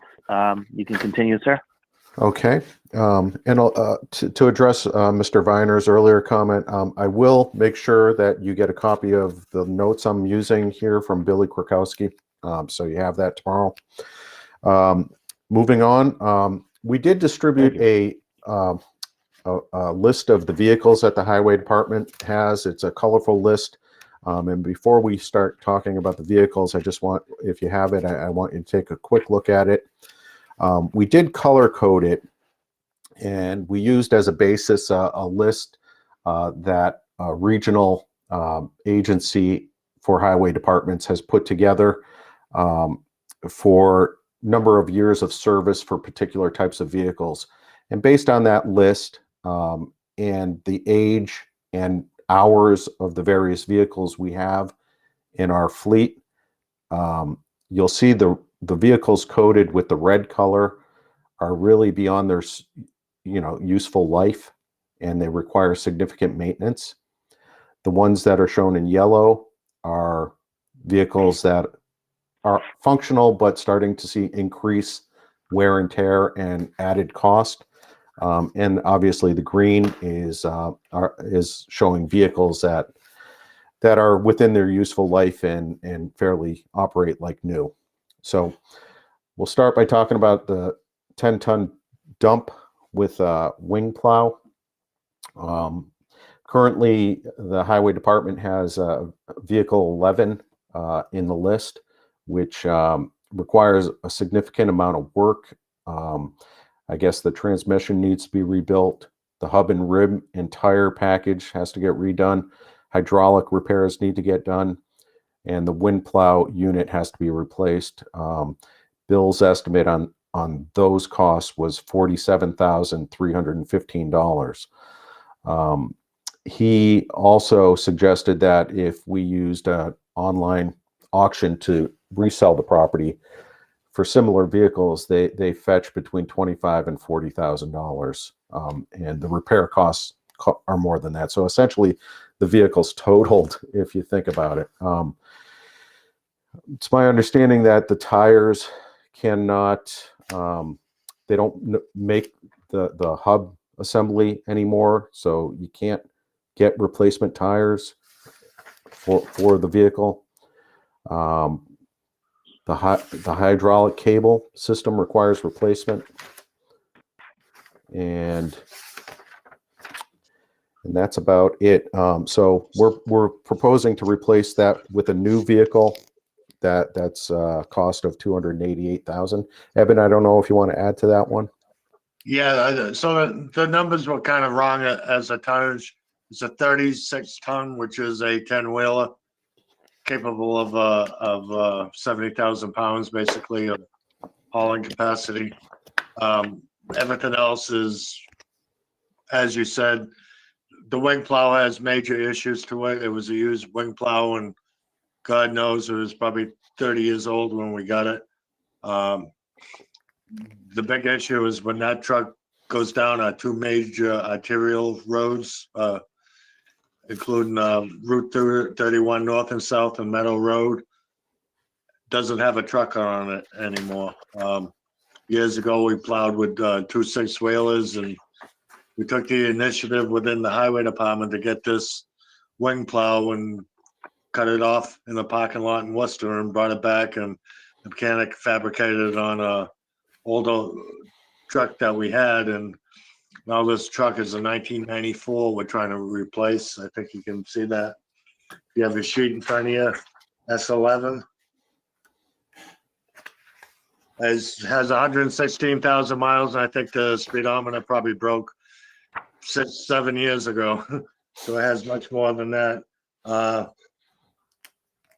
The truck was converted years ago because the dump body rotted off. We put a stainless steel sander on the back, and it's really time for upgrade. We've gotten quotes for the transmission work. It's a Road Rager 10-speed, and the approximate cost is $30,000 to rebuild it. So as you can tell, that probably exceeds the value of the truck. The different mechanisms within the truck, like I said, the wing plow was all used, all the cables, the shift mechanism to raise and lower the plow, that they have their issues. We're having trouble, the lift pistons on it. Then practically no replacement to them. We're trying to find something of equal size and value, which beyond rebuilding because of the rusting and pitting on them. And I'll stop right there.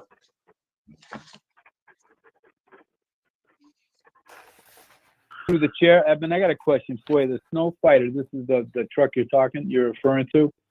Yes. Is this going to be a dual use? I mean, is this something we could actively use in the summertime, or is this strictly just a wintertime use? Absolutely. That truck has the capacity of taking a load of gravel, sand, stone, twice as much as a 6-wheeler will. So that'd be one less truck if we're doing a project per se that could go get a load of stone, load of gravel as twice the quantity. All right, thank you.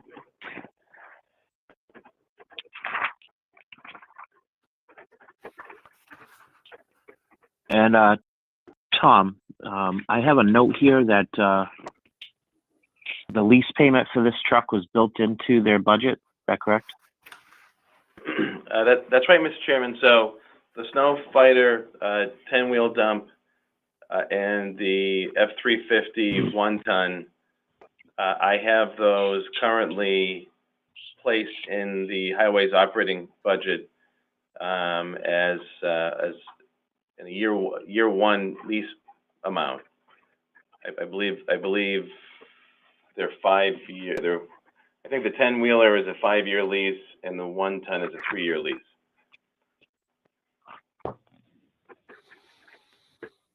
Thank you. I think the 1-ton would be a 3-year lease, like the previous one. Yep.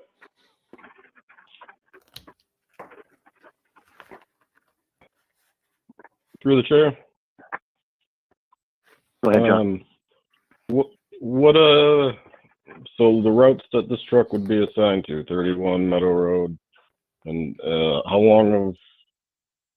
many routes do we have split up through the town, and how long would the route be that this truck's assigned to? I can answer that very easily. Route 31 North is 7 miles long. Route 31 South is 5 miles long, and Meadow Road is just under 2 miles. So that truck would be covering 14 miles of road, and that'd be 28 lane miles of road. And you could probably answer this question, Jonathan, since you're on Mass DOT snow and ice. Isn't it typical for Mass DOT to do about 7 miles of road?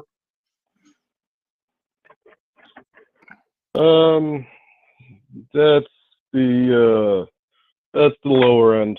It's you're floating around 10, 11, 12 for average. Okay, thank you. And to that, I'd say, half my trucks at my pit are 6-wheelers. I guess what's the advantage here to having the 10-wheeler over the 6-wheeler?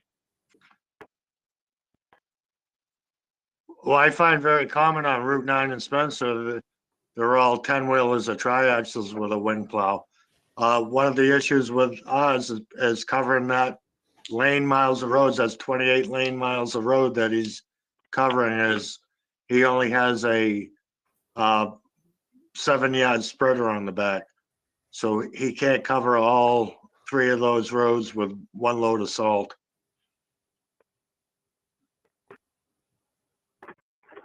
Meaning he has to come back to the garage and reload.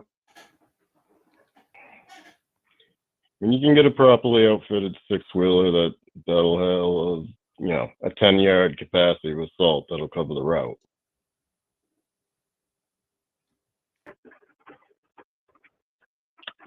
That would be your opinion. And for the we're looking the long term here for capacity for trucks to also haul sand and gravel and stone. 18, 20-yard capacity to a 10-yard, 8 to 10-yard capacity.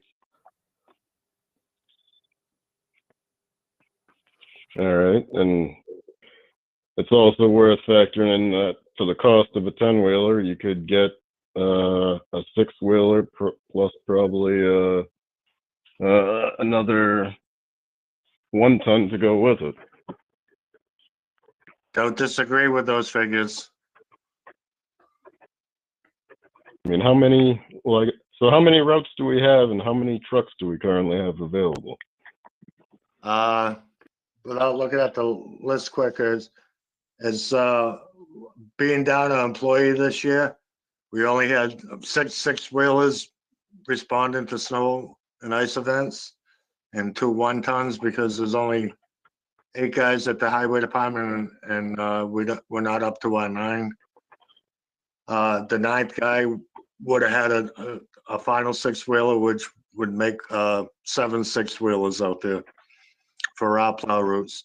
We have approximately 13 private plowers doing their plow routes, many of them being camp roads and side streets and everything else where we don't want to put a 6-wheeler.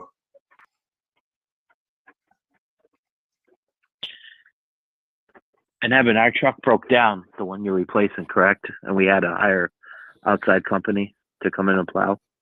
That's correct. When we had a little COVID issue and we needed an extra truck, Mass DOT stepped in and provided us with a 10-wheeler wing plow truck with salting capabilities that did plow Route 31 South and Route 31 North and Middle Road for us.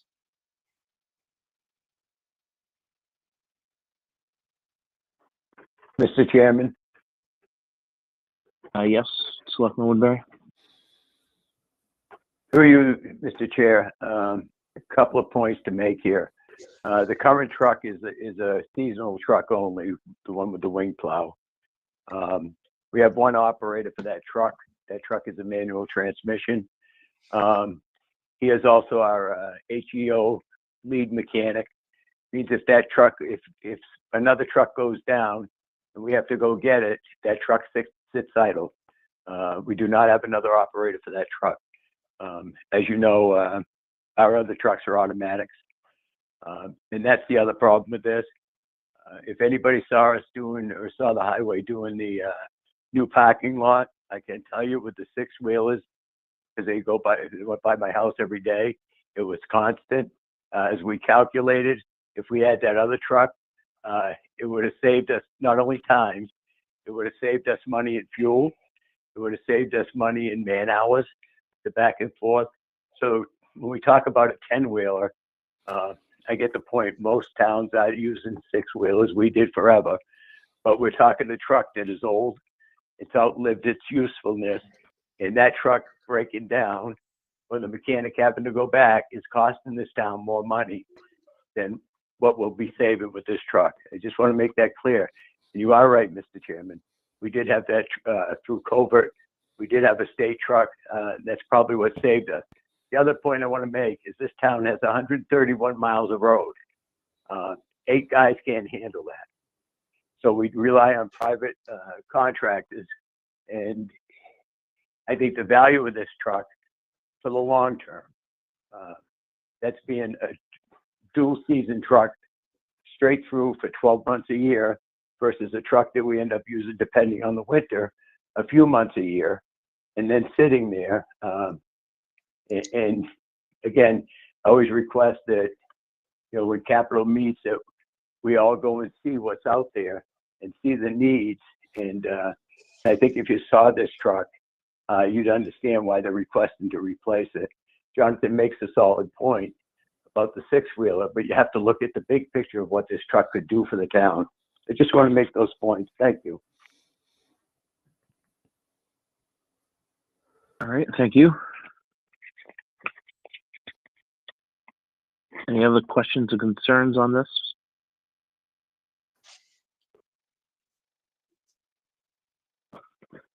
All right, hearing none, we'll go on to the next line item. Thank you. The next line item is the multi-purpose truck plow sander, and I don't have any information on this, so I'm going to let Evan run with this right out of the box.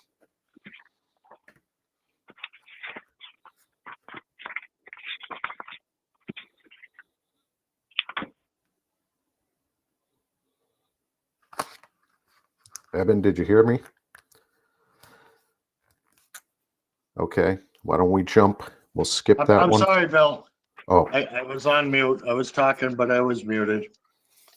So basically, this is what they'd want to call a hook and go truck. We can pull up a dumpster, pull up a flatbed, pull up a sander, pull up a chip box type of deal. There's a local contractor in town that has one.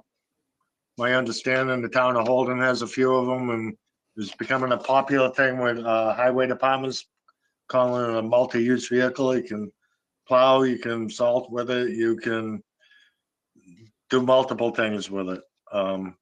It's replacing the older fire truck that we got, and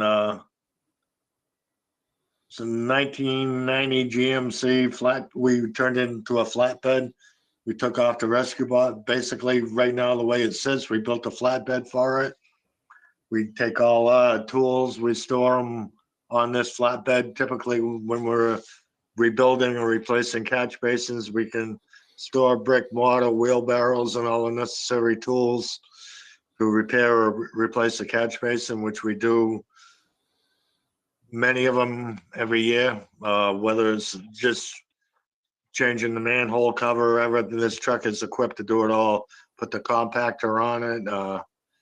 And so we're just kind of looking for an update, and this truck is kind of the new popular thing. Any questions?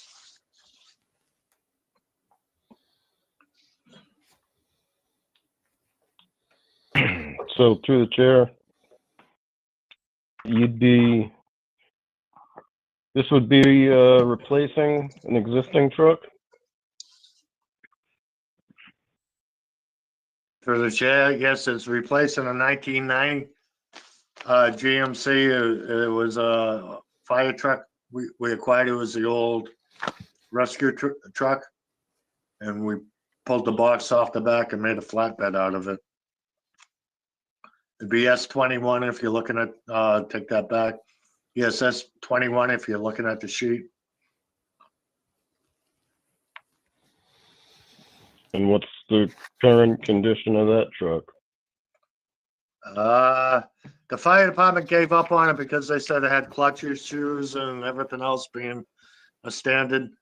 They probably didn't really have all the drivers capable of driving a standard transmission. I can't speak to that, but it's a 1990 GMC. It's a diesel. Mr. Chairman, if I could jump in for a quick second, I wanted to let the committee know that I'm in the middle of writing a grant application to the USDA. They have a rural communities program that will potentially reimburse the town 35% of the cost of this vehicle. So that's about $50,000. So, and I have a pretty good sense that the grant will get awarded. So I just wanted to make that point clear, because if this does end up getting recommended for funding, I will likely recommend the lesser amount that the town would be covering, the town share. So that's all.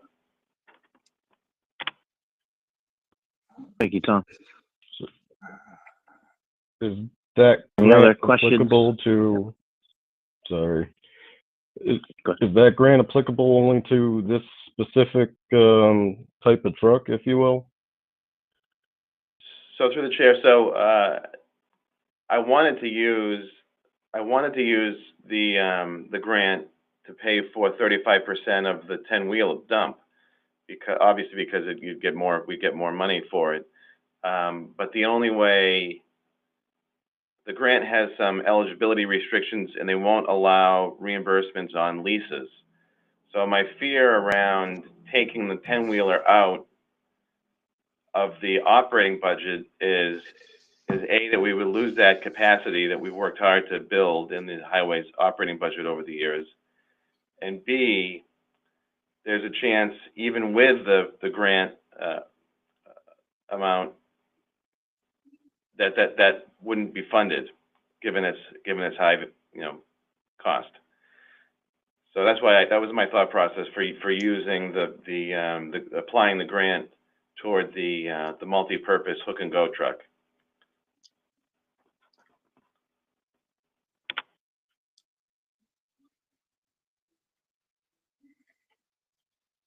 Any more questions from the board or those in attendance?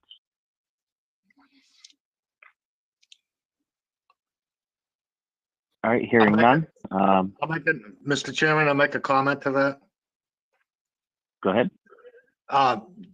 This truck is under the GVW for a specialty class motor vehicle license. It's under the 26,000 pound. So, and it doesn't have air brakes. So it could be driven by somebody who doesn't have the upgraded license per se. So if you want to call it a light duty truck, one of the issues we're having at the highway department in hiring light equipment operators who have the capability of driving a Class B or Class 2 truck. They're far and few but between these days. So to have a truck like this, if you have the quotes and everything in front of you, it talks about a 3-yard sander on it, 4-wheel drive with a plow. So somebody in the labor category at the highway department could drive this truck. That's all I have. Okay, thank you, Evan. Next line. So the next one is a F-350 4x4 1-ton dump for $82,000. The intent is to replace the existing F-350 4x4 1-ton with a plow. So the existing dump truck has exceeded its useful life. And if Evan feels additional information is needed, he can provide it. Yeah, if anybody has any question, this is just, it's money built into the highway budget. We're replacing a 2012 truck that's 9 years old with 65,000 miles on it. This truck probably won't go away. We're probably going to end up selling, putting out the auction S1, which would save for somebody who would plow the town hall, fire station, library, police station parking lots. Hopefully that position gets funded. So that truck would probably be rolled down. Still not in too bad a shape, but is at the end of its life expectancy. It's hydraulic PTO, which has its issues with its hoses and everything else and its longevity. Nowadays, when we buy a F-350, we go all electronic with it, like a dual battery setup. We don't have any issues with it. There's no hoses hooking up the plow or problems with the dump body or anything. Anybody have any questions?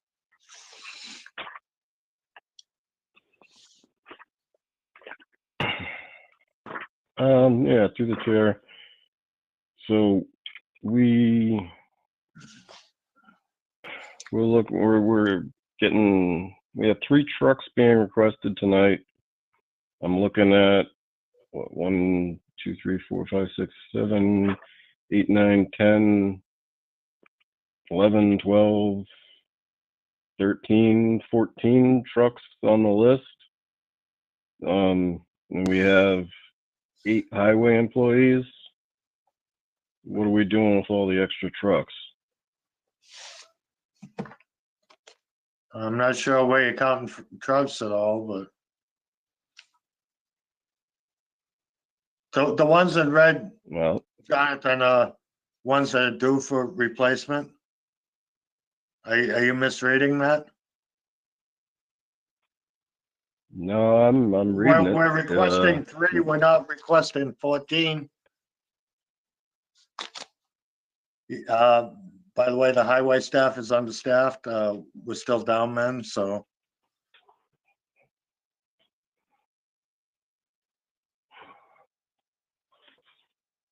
So clarify for me. How Yeah, many because- trucks on the list that you've provided are operable trucks that are currently used? Every truck on the list is an operable truck. Okay.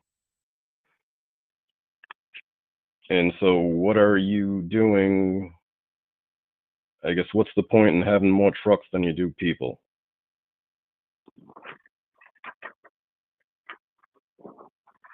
Don't say what you're talking about. Truck number 11, I think Selectman Woodbury explained to you, that's a seasonal truck. We're upgrading that to a 10-wheeler to make it all year round. This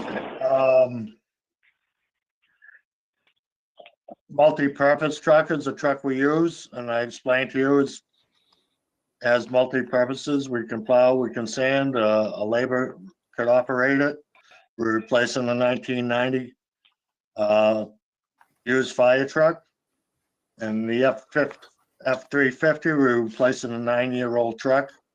I mentioned how we're probably going to keep that if we can fund building maintenance person. And we're going to get rid of S1, the 2009 Chevy. So I'm not sure what you're getting at, Jonathan. If you'd like to come down to the highway department, please come down and tour all the vehicles. So looking at your list, I'm looking at S3, S5, S6, S7, S8, S10, S12, S15, S16, S17. Okay, let's stop there, Jonathan. Not all of those are trucks. Right, You want but to they all go? have You want to plows go on one them. by one? Sure. S3 is currently used. Same operator's been driving that truck for 20 plus years. S4 Okay. was previously a light equipment operator, which we have the advertisement out, hasn't been used much this winter.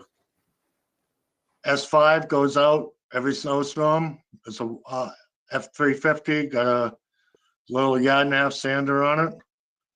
S6 is a 2002 International due for replacement because of age.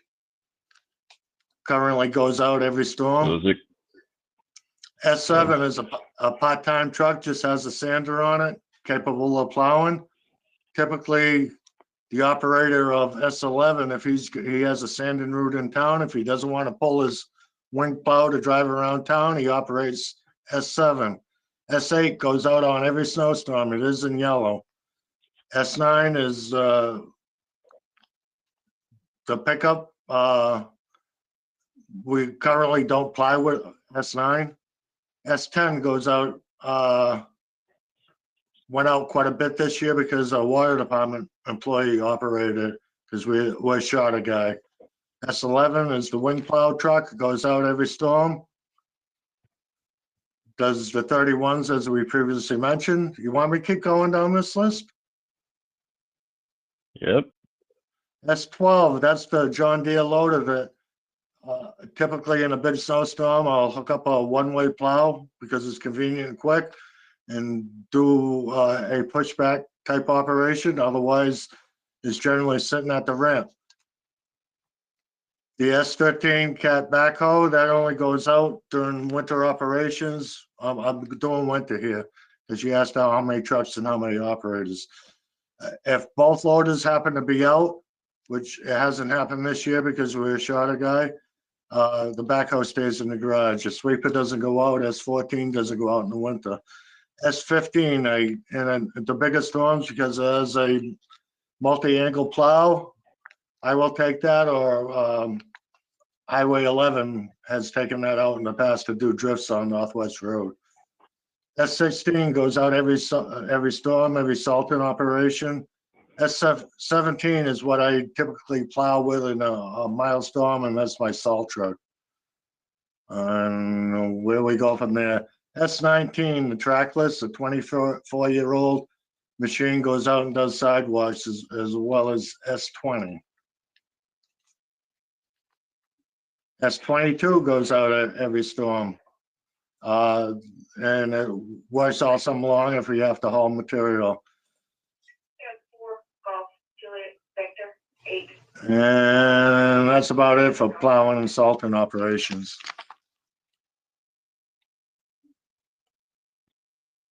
Like I say, you're welcome to come to the highway and take a tour.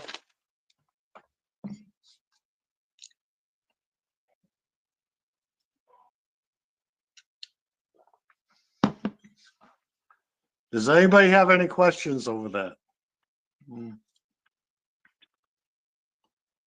I have none. I've toured it To the few chair, times. I do. I just have one question. I mean, I know you guys need another guy. How come that's not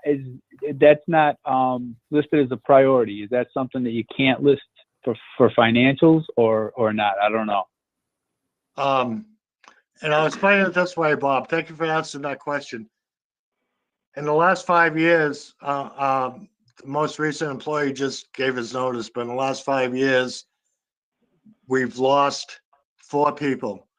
One of them due to retirement, 3 of them gone to better paying, 2 of them better paying jobs, and 1 of them started his own business. We've had an advertisement out there since springtime, and we're rolling back into spring on a light equipment operator. We did interviews on 3 people and decided those weren't the candidates for a small highway department. We still have the advertisement out there. And now with the latest guy leaving, we have an advertisement for a laborer, primarily to mow the lawns. We did away with the light equipment operator because of lack of people interested in working for the town of Spencer. Why would you think that would be, Evan? I mean, it's probably a shot in the dark. I mean, you might not know any more than I do. I can only speculate on that. The economy's booming. There's better jobs elsewhere, higher paying. Insurance is a problem. Driving over older vehicles could be a problem. It's a combination of a lot of things. Some people don't want to be involved in the politics. And when you work for the town of Spencer, this thing called Facebook, you're criticized over everything you do, and some people just shy away from it. All right, thanks. I appreciate that because I've heard that mentioned a number of times. In fact, Gary's brought that up before, that putting another guy on would make a huge difference for you guys, and I agree 100%. I mean, if you're not fully staffed, it makes it kind of hard to do the job. You guys are scrambling. So I was just curious. I didn't realize that it was posted and people haven't been applying. To that, Bob, I've had people apply from many miles away, and it's kind of not an option because we have a response time. If a tree's down in the middle of the road and I call somebody to come in, and you don't want to come in more than an hour later, the road's closed until you get there with a chainsaw and cut it up. And it's the same thing for winter events. You call somebody and the road's icy and they're next on the list and they don't get here for an hour. There could be a few accidents in between. No, that definitely makes sense. I appreciate that because Gary and I have talked about that a couple of times, about you guys needing somebody, but that's interesting. I didn't know that. Thanks. You're welcome. Mr. Chairman. Selectman Woodbury. Thank you, Mr. Chairman. A couple of points to make, and Evan, I do have a question for you. I just want to back up to the amount of equipment we have. And I know we're talking about the age of equipment, and I commend Bill for putting those in color coordinated because it really opens your eyes. That being said, we have, as Evan mentioned, the wing plow is a seasonal truck. It's a winter truck. We have another truck that's equipped the same way with a salt spreader mounted to the frame on that truck. The catch basin truck is just that. It's a catch basin truck. Some of the other equipment, the Elgin is a sweeper. The backhoe, obviously we know what that is, and the two loaders. My point, Evan, to you though is we currently have 3 1-tons. The newest one, I think you mounted the chipper box on it. So if we get another one, are we going to maintain 4 1-tons? No, and I'll give you that one time again, Gary, is Mr. Woodbury. Is S5 is the one that's due for replacement. It's a 2012. Typically, the ideal world is to replace your 1-ton after 8 years. That's the life expectancy. If you look at your sheets that we passed out, whatever number they have there for an F-350, we think 8 years is the practical one. After 8 years, we start dumping a ton of money into them. So that's the ideal world that will replace this truck that's currently 9 years old. And we'll take. So we'll take so it that's out. so I made the stupid mistake about talking about rolling it down to the building maintenance guy that probably isn't going to get funded, so that truck will go to auction. And we've done well at So auction. I guess that's my point I want to bring up. And Bob brought up a good point about manpower that we have, and Jonathan's point is well taken. Is if you look at the list, how many trucks do we have and how many do we need? And I just want to be clear that as these get upgraded, your fleet is going to become different. Correct. And I would anticipate that we'd be going into an all-year truck and not a seasonal truck. That 1 ton, I would make a suggestion instead of putting it on auction. I would take a shot and see what it's worth trading it in. I would pursue that. The other statement I want to make is all our 1 tons used to be diesel. We've made a change on that we've gone back to gas because the last truck that blew up was a diesel. It forced us where we were going in and we needed to replace that. We didn't have a choice and it was at its life cycle. But I just want to reconfirm that, we are having trouble getting employees. Hopefully we can start, replace the 2 that we haven't replaced yet. And it's really 4. And Bob, to follow up on your point, I can remember that we used to have part-timers in the summertime doing all the grass cutting. What happened now is the school giving up Lake Street School. That property had to be mowed now. It's more manpower. We also took out Maple Street School as a senior center. They take care of that lawn. So we're using the same amount of manpower to do more work. And as you guys might know, is Pine Grove Cemetery would like to abandon that and have the town take it over. That would be another project. And as you all know, our buildings are falling apart. We can look at them, they look pretty outside. If we don't get this building maintenance guy this year, we are in desperate trouble. Because a good example is I take care of Maple Street School. And if I wasn't there, the cost of that town would be astronomical. And I'm not saying that because it's a bad thing, but if we don't start looking at this and that position gets cut this year, it's going to be more work put onto I'm going to say utilities and facilities because there is nobody else. We carry a part-time janitor for the town hall and the library, and it's not up to our department heads. The job is to run a department, not maintain our buildings. And to put that weight on them, in the long run, it costs this town probably $100,000 over a position that we can probably fill for 50. So those are the points I want to make.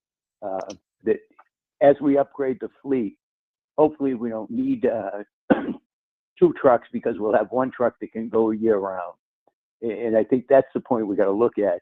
And Jonathan makes a good point. We got a lot of trucks and we're down on manpower, but the only way to correct that and not have so many trucks is to utilize the ones we have to become year round. The trouble is when you talk 200,000, 288,000, and keep in mind the new trucks coming out that we're replacing the old ones are all electronic.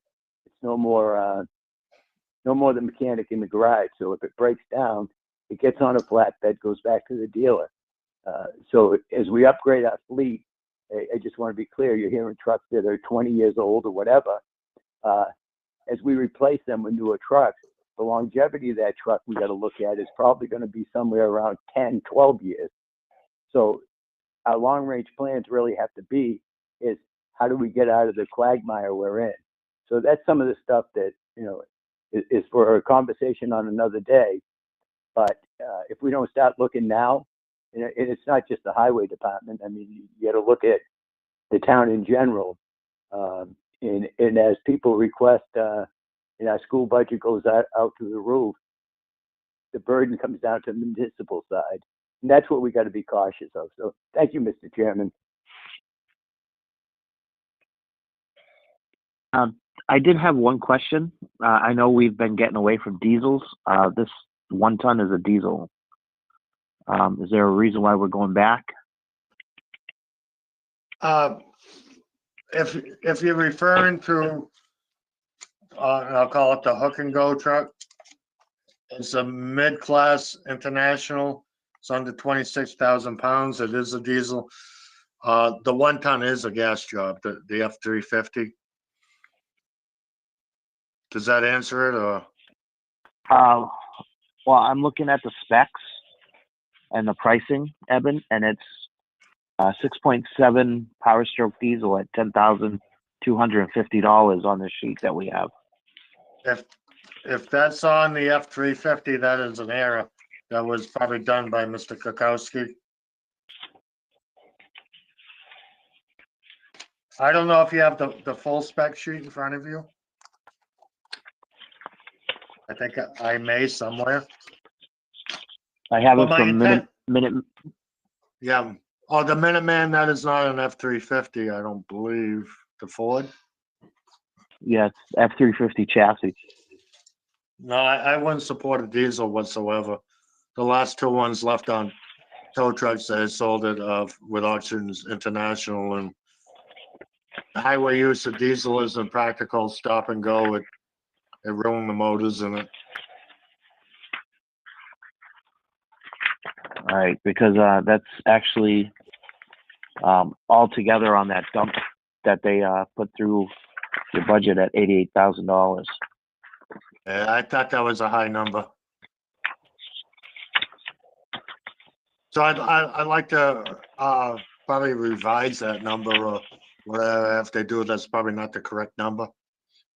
Oh, sorry, 82,000, I think is what it was. Yeah, I still think that's high. Mr. I mean, Chairman, generally, the diesel is about $10,000, Chris. Yeah, 10,000, like 700, I think is what it was said.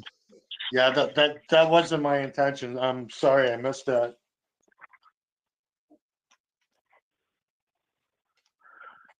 so Mr. Chairman, that is an error.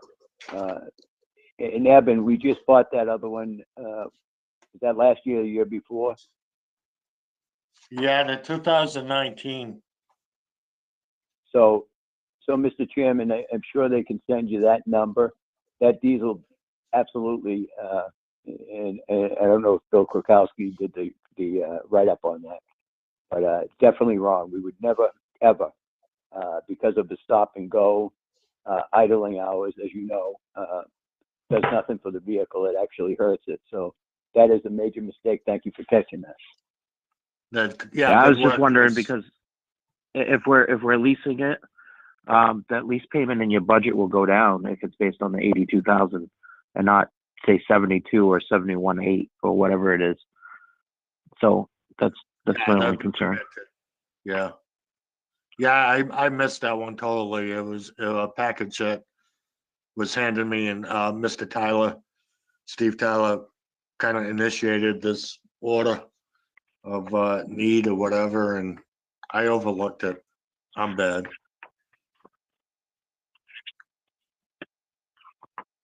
But we just saved the town some money. That's all. It's always a good thing. Good Okay, news. so- Good news if it stays within the department. Well, I'm sorry. So what is the what's instead of 82,000? What's the more accurate number then? Tom, we'll have to get back to you on that. Okay. We can reach back out to the vehicle manufacturer and get back to you on that. Okay, that sounds fine. Thanks. Okay. That's the only way we Tom, can get a more but quick, accurate number, but Chris is right. It's about a $10,000 option. and Tom, that's what I was going to say. You could actually reduce that by 10,000. Okay. Yeah, it shows in the packet $10,250. But with it, it comes like engine block heater and stuff like that. That might be A less little money. bit more, yes. Yeah. You know, You wouldn't I need don't- that with a gas. right.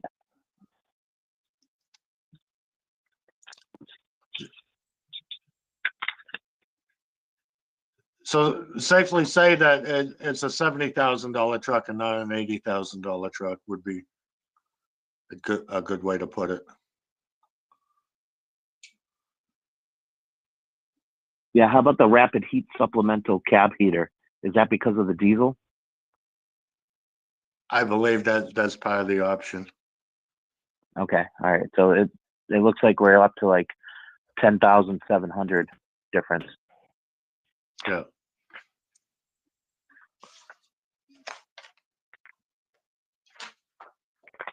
And Chris, that cover is just for the diesel, so it heats up. You know what it is? It goes across the front. Right. Right.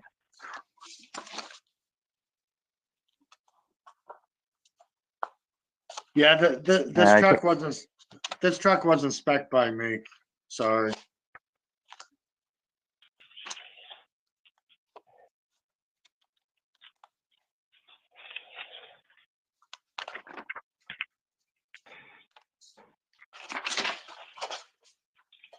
All right. So if we can just get an updated one, that would be great, or sent over to Tom so we can fix the budget on his. Yeah, we'll take care of that. So Chris, a note to that. This truck is going to be paid within the highway budget anyways. It's not really Right. a vote on a capital. It just kind of affects the highway budget. Right. Right. We still have to consider it per our bylaws and statutes Yes, because it correct. is over a certain amount. Correct. But you know, it frees up. I was just looking at that dry storage shed replacement and that steel building. I was just thinking if that's something that can be leased. You know, it's 40,000. We just found 10,000, and we can lease it over the next 4 years. I don't know if that's an option. I have no idea. I'm just trying to think outside the box. That's all.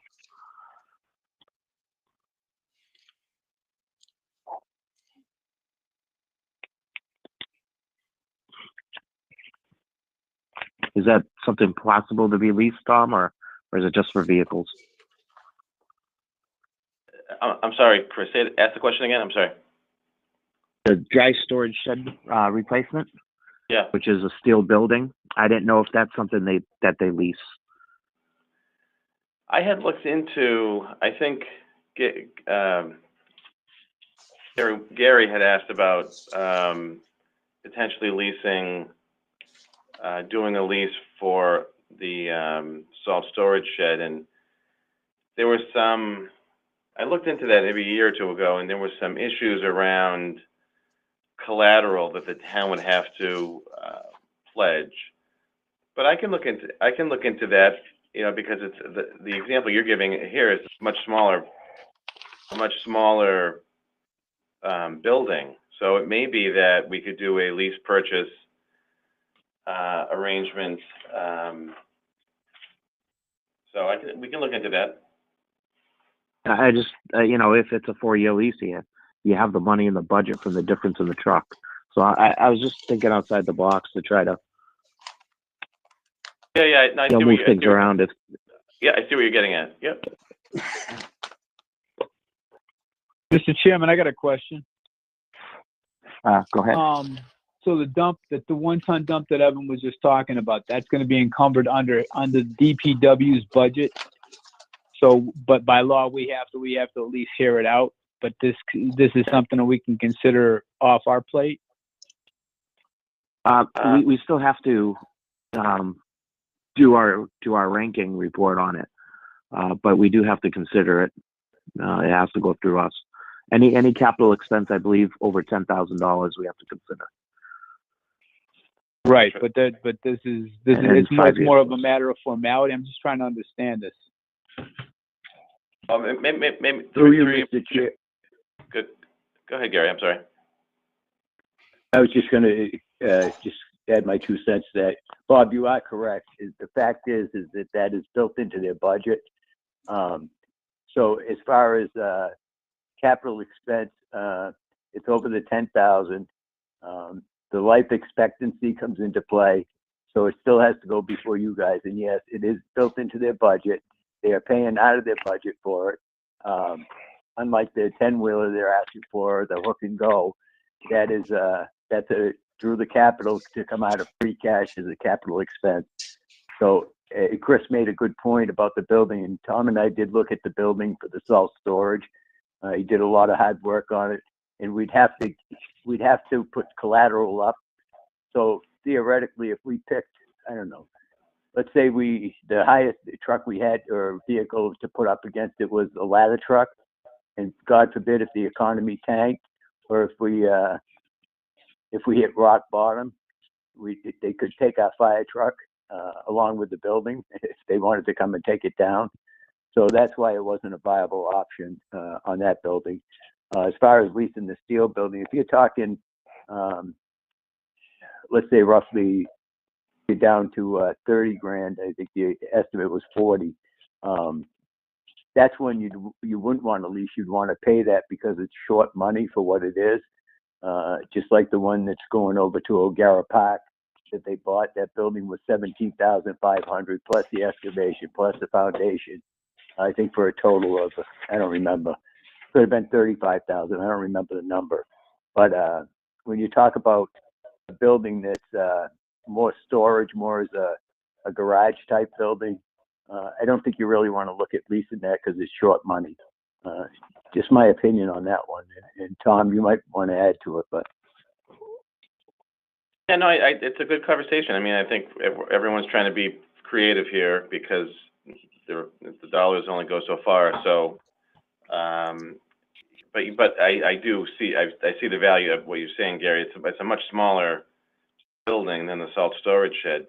I'd have to kind of look into seeing, and I think I would agree with you. Ideally, it would be better to just pay it outright.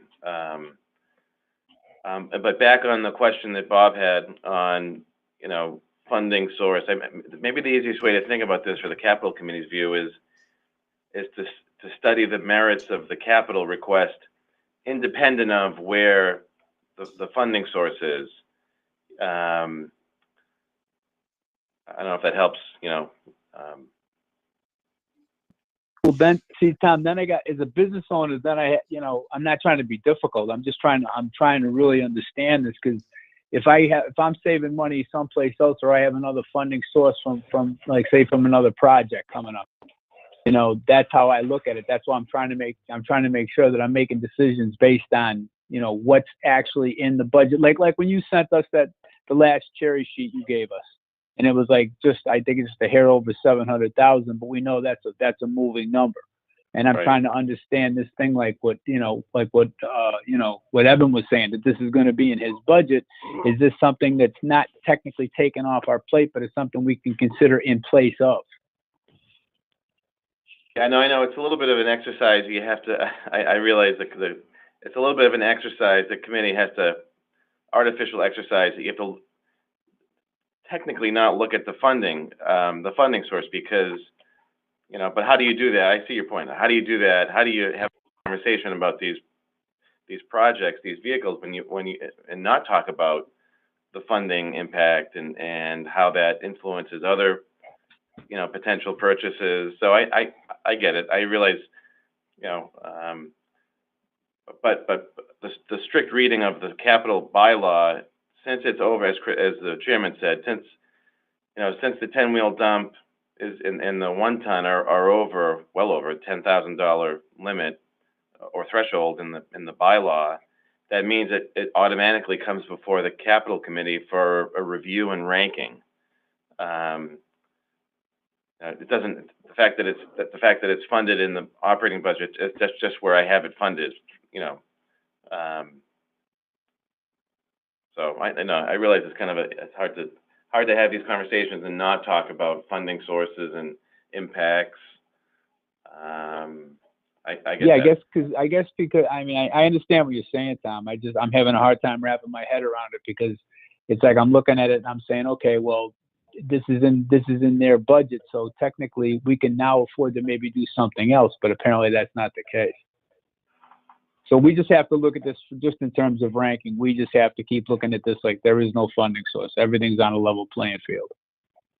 Yeah, I know that's kind of a tough thing to do, but that's maybe that's probably the easiest thing to do is, okay, these are all the capital requests and your committee is charged and you have a formula now, or you have had a formula, a ranking formula, it's been revised recently, to compare one capital project against another. and so forth and so on, based on how that request is needed in the department, needed in town. All the questions you've been asking, the committee's been asking, are all good questions. So.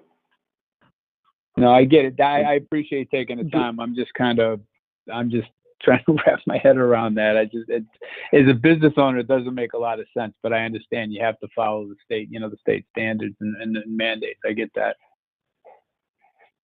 So I guess the most simple way of looking at it, Bob, is you fill out the ranking for each project and do that kind of in a vacuum, if you will. And then once our ranking list is established, then that's when you take into account the dollar amounts for each item, and figure out what can realistically be funded. But it's as far as ranking goes, it falls on the merits of the project or item. I guess that makes sense. Thanks, John. So this is Evan. I'd like to make a comment to all that. You'll find the sewer department's already been in front of you and they requested with their own money because they're an enterprise fund. They want to spend $75,000 for a Jetta. They have to go in front of. I understand that. Yeah, absolutely. Because that's coming from taxpayers' money. From not taxpayers. That's from water users. Right. So it has to go in front of capital because it's over $10,000. Right. It's the same thing with the police department asking for a cruiser, which typically we put in their budget every year because they need at least one cruiser every year. So in our shocking red list that we gave you tonight that nobody's ever saw before on the age of our equipment, we have a lot of reds out there. And one of the reasons why Tom and Adam Gadet had built dollar amounts into the highway budget is because you don't have to basically go in front of town meeting and request these things. That's why they go to the capital committee. So by buying this 10-wheeler, as sad as it is, for $288,000, that money is in our budget. When that's paid off in 4 years, we're still going to hopefully have the $288,000 built into our budget. That's so right. Then we'll be looking at replacing some of our other 6-wheelers. Oh, all right. That makes sense. Backhoe, that type of deal. That makes sense. So and it also, I would add, just to your point, to add what Evan said, it also, leasing these two items and paying for the leases in the operating budget reduces the draw on free cash.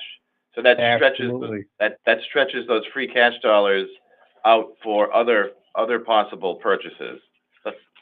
Those are all. That makes sense. Thank you, guys. That now it makes sense. I was listening to this and I was going, Christ, my head's exploding. Now I get it.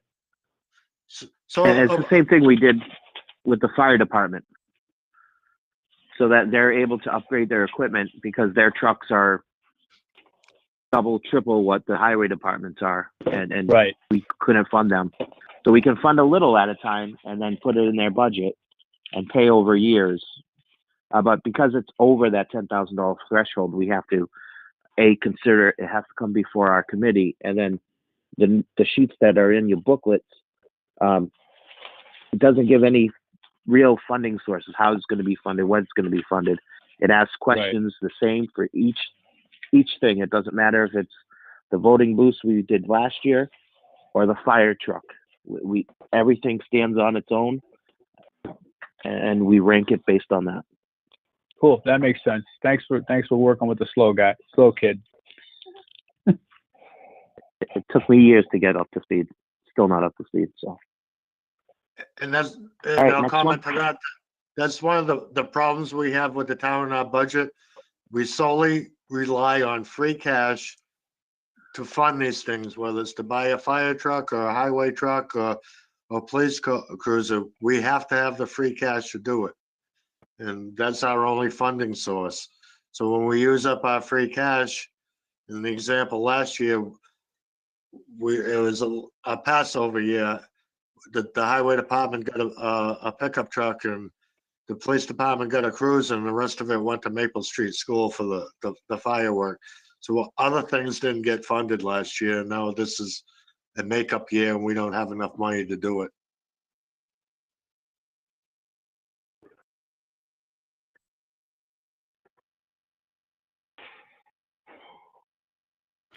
All right, moving on to the next item on the list. Thank you. The next item is the sidewalk snowplow.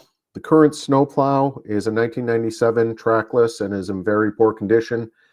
The drive chain unit to drive the snowplow requires repair during each event. This vehicle will not pass emissions or safety inspections due to the emission system, the brakes and directional lights. Brakes on the unit ran off on the hydraulic system, and the entire braking unit requires replacement. The vehicle often slips out of gear when vibrations or sudden shocks occur.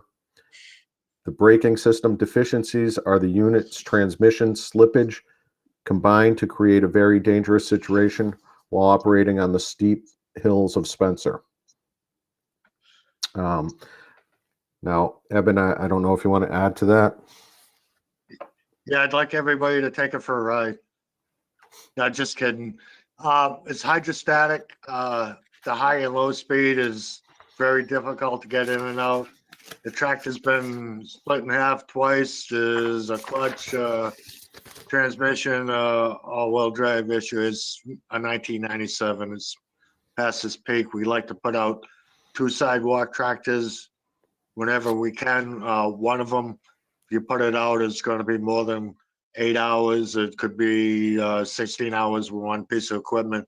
So with the 2 pieces I put out, hopefully it's not a big storm and I can get roughly 30 miles of sidewalk done in 8 hours.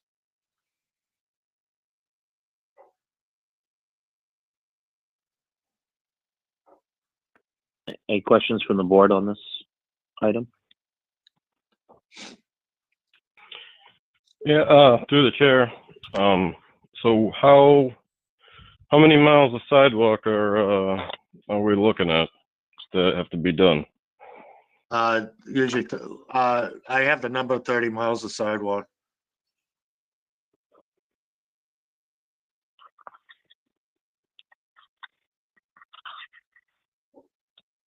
Jonathan, if you take Route 9 from the Big Y to Paxton Road, a lot of it's double.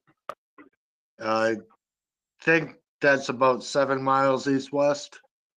Maybe right or wrong, maybe 5 miles.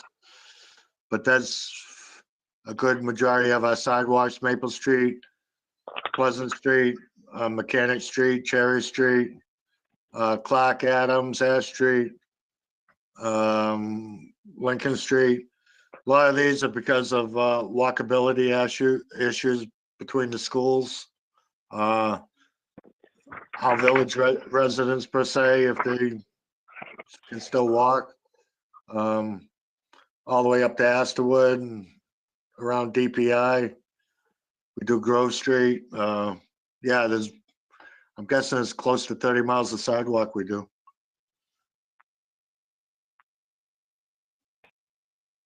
Okay, and well, how does our bylaw play into this?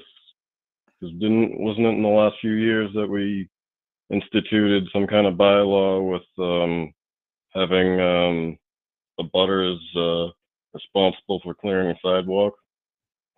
Where Yeah, I think that was only limited to one section or something.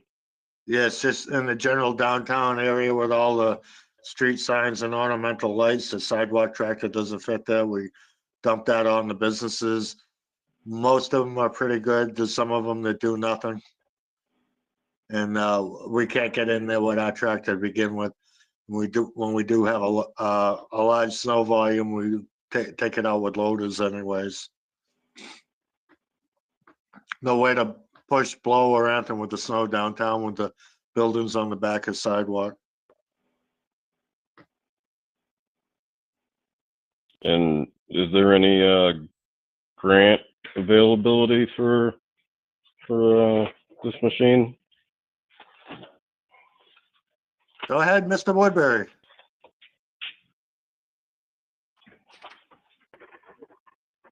Mr. Chairman, Yes, Selectman Woodbury. so first off, through you, Mr. Chairman, when you were a member of the Board of Selectmen, and I think you know this machine well. I do. We had the fortunate, it was fortunate for the town that we had our mechanic actually rebuild that. That machine now is beyond its expectancy. I will ask Tom because I'm not sure, but there is a safe sidewalk grant out there that the senior center director found. We fit the criteria. I just don't know where we are in the process for getting this grant in. Hopefully we haven't missed it. It takes into consideration safe sidewalk for seniors and students. We fit that bill with the senior center where it is, with Astorwoods being, not even a half a mile down the road. It falls into Howe Village. It falls into Depot Village. It even takes into MHPI. And we actually have a school that falls within the same general area. So there is a grant out there through Mass DOT. They will provide a sidewalk plow. I'm sure there isn't many out there that they do provide, but hopefully we did get the grant in on time, and it's been written that we do have an opportunity to maybe get that sidewalk plow. That would be a blessing because we do fit the criteria of what the grant asked for, but I'm not sure where we are on that right now. Yeah, I have to, through you, Mr. Chairman, I have to, Pam and I talked about this maybe a few months ago, and I think the way we left it was she was going to work alongside Todd, but I haven't talked with her about this in a while, so I'd have to circle back with her on that, which I will do. So again, she did, it was passed off, Tom, I think she gave it to you and it went to Todd and he was working with CMRPC. I've heard nothing since that happened. So I think that's something we should follow up because that would definitely take some pressure off. So if you could just check with Todd, because I know you gave it to him and he was working with CMRPC. Will do.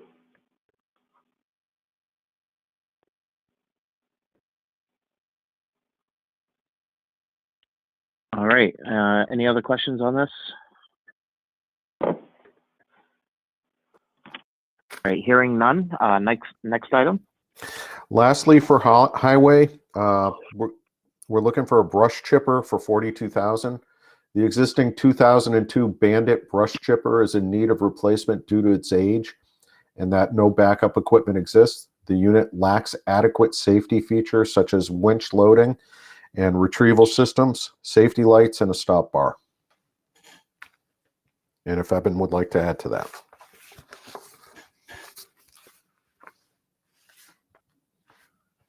Yes, so basically, 19 years old, I believe. Approximately 10, 11 years ago, the chip had a very decent trade-in value where we could update it with all the newer safety requirements, and a winch is kind of an important thing when you have brush over the bank and you can pull it up over the bank. And if nobody's noticed, this past summer or the past couple of years, we've had severe wind and thunderstorms and everything with a lot of tree damage and power outages. So basically it's a 19-year-old chip and we'd like to upgrade it, update it.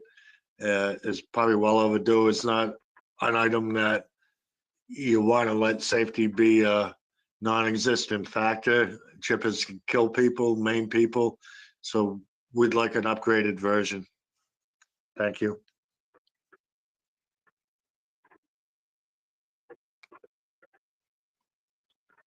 Any questions from the committee?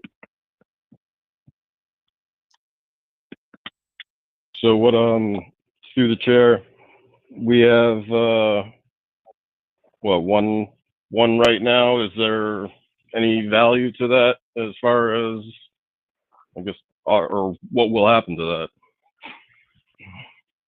Through the chair, I'd probably like to trade it in and put it out to auction. Like I said, 10 or 11 years ago, it had a very high trade-in value. And right now, I don't believe the trade-in value is going to do us any good on a 19-year-old chipper.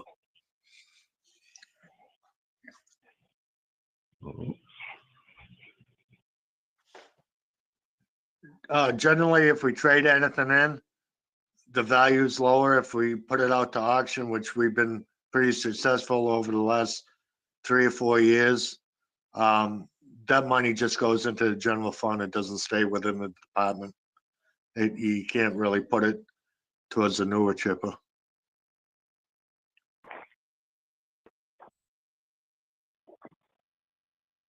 All right. Any questions and concerns? All right, hearing none. We'll move on to the next department. Thank you, Eben, for your time. If you're out there, be safe tonight. Thank you.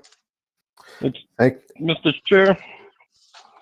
Yes, John? One a quick question regarding the highway trucks.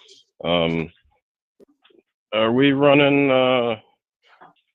closed loop ground systems on all the spreaders? The answer is no. The last 2 vehicles we purchased we're running them. So this new 10-wheeler would have it also. All right, that was my next question. Is there any value? So I guess why aren't we on the older trucks? Are they just not worth the cost of installing that kind of equipment on them? Is it I mean, do we have any trucks where it could be readily outfitted to it? Typically, all the other trucks are slide-in Sanders. It can be adapted to that. But when we're talking the older trucks, I think the value goes down. I've always been told from snow and ice clearance that they'll pay for them themselves. It may take 5 years or so. So some of these older trucks that may not have a value to doing that. And there again, it Right. probably may not be within the highway budget to adapt these older trucks. Maybe you can help me with this. I was told maybe $5,000 on a smaller system, a simple system for ground speed. Are we pre-wetting? Are we using liquid too? Currently not at the moment because we're using the treated salt. Before, when we were using the white salt, we did pre-treat. We do have a tank capability of doing that on some of the trucks, not all our trucks. This new 10-wheeler will have a wet system to it. Yeah, then you can. $5,000 is ballpark for a simpler system. And that's currently what we've been buying. I kind of realized that the high-tech systems are the high-tech and they're more accurate. But the other thing, what I hear from, quote, DOT private operators is they always beat the system and apply more salt anyways. I don't know if that's true or not, but it gives you the ability to know what you're putting out, if nothing else. okay, yeah. And it's where it's most the most attention that's paid to is where you're in aquifer protection areas and in their wetland resources. Understood so, on that. I know North Brookfield kind of went to a higher tech system and they kind of swear by it. And I can't tell you the results on the reduction of salt. I never followed up on it. At the time, the mechanic up there was pretty impressed on what he had done on what he thought were the savings. There again, there's a cost. It's right. And to that end, if the truck is viable for at least 5 years, you're absolutely paying off the cost of a controlled system, and then some. Yeah, understood, but I mean, if I go back and put it on a 2007 truck, I don't know if that's cost effective, being the age of the truck Right. and all, That's or 2002. that's what I or was whatever. Yeah. asking. Understood. I think the future of the highway department is try to use as less salt as you can. I would imagine in the future, we're all going to be liquid because we have to reduce the salt.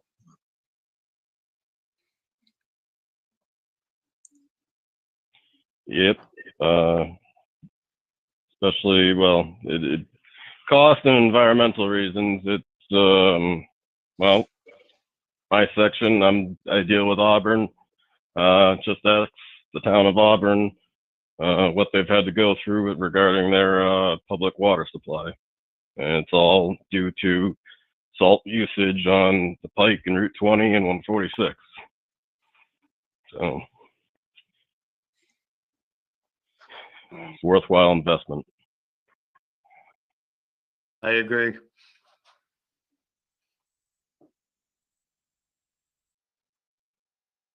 That covers me. I'm all set. Thank you, Mr. Chairman. All right. Thank you, Evan, for your time. We appreciate it. I'm going to hang around for the water. Oh, All right. then I should have taken water first. Thank you, Bill. Sorry about that, Greg. It's okay. What's your pleasure, Bill? What do you want to take? You want to Yeah, take water next? let's take water next, please, Mr. Chairman. Thank you. So the first item on the list is the filter plant repairs. There are a number of filters located at the plant, and we're in the process of replacing and cleaning the media and the tanks and relining the tanks. I see that on your capital list on the spreadsheet, it's listed as a 1-year item for $550. But on the backup data, it's listed as a 2-year plan, and I believe Greg was planning on having this span 2 years. So FY22 and FY23 at $275,000 each year. Again, this is going to be paid for by retained earnings, and it's just routine maintenance, basically.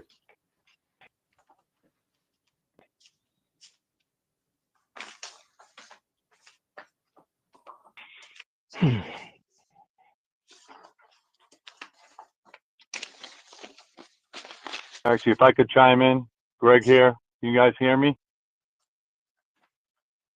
Yes. You can hear me? Yes. Yes. 3 years would probably be more realistic to span this out. That way, we have 6 filter vessels, and I could operate the plant with only 4.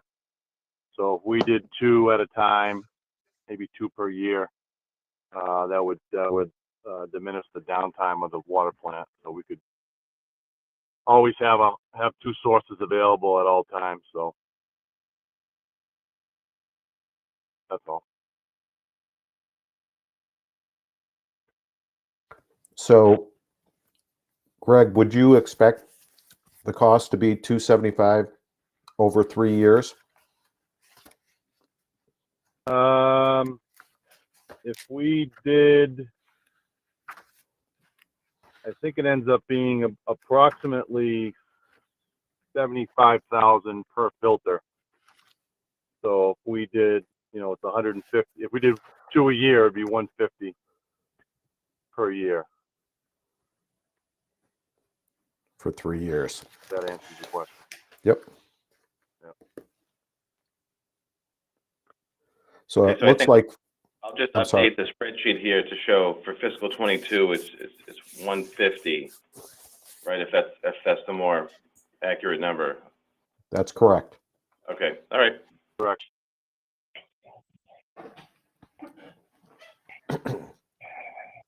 Are there any questions? Yeah, this is Evan again. So I have one comment to that. The 6 of these tanks or these vessels in the water treatment plant,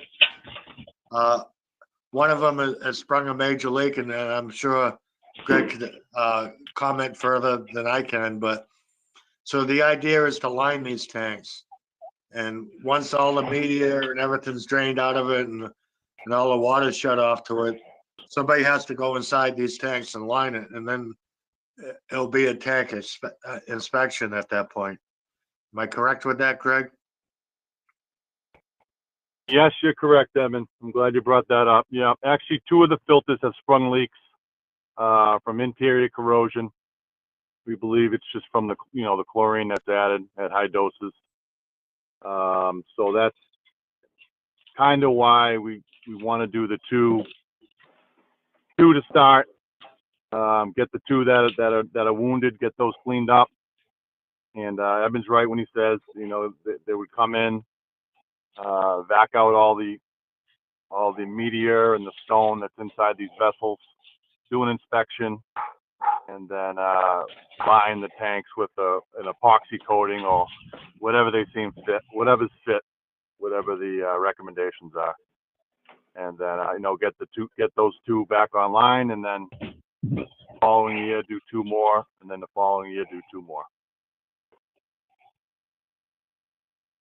So to that note, that hopefully this is a repair and a lining, but once they take all this meteor and stone out of the tanks, if it goes further, the higher number probably should be kept there. One of the things with these tanks, they were installed before the building was built or the roof was on it and dropped in by a crane. It's the size of them, they can't be pushed out of a door, and you're certainly not going to take a block wall down to remove the tanks. They'd have to come out the roof. So the higher number is there just in case. So the higher number should stay. That's all. Okay, so the higher number being 550, is that what you're saying, Evan?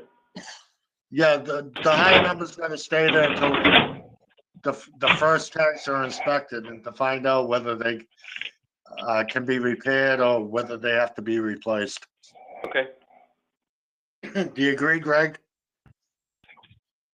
I agree. That gives us it sounds like a lot of money, $100,000 buffer, but certainly you don't know until you get into it what they're going to find. It could be worse than we think. So a little cushion there wouldn't hurt.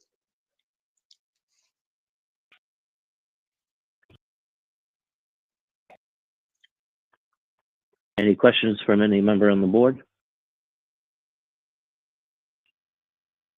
All right, hearing none. The next item. Thank you, Mr. Chairman. The next item is metal well cleaning, and it's a $50,000 item. This is routine biannual cleaning that's required due to the presence of iron manganese. Correct. Just a comment. We do treat for iron manganese as heavy iron manganese that gets drawn into the well. There is like a 10-foot screen at the bottom of the well that gets severely clogged and prevents the water from coming into the well. So it's just standard maintenance to have a company come in, add some acid, some cleaning solution, back flush it, and get it all cleaned up.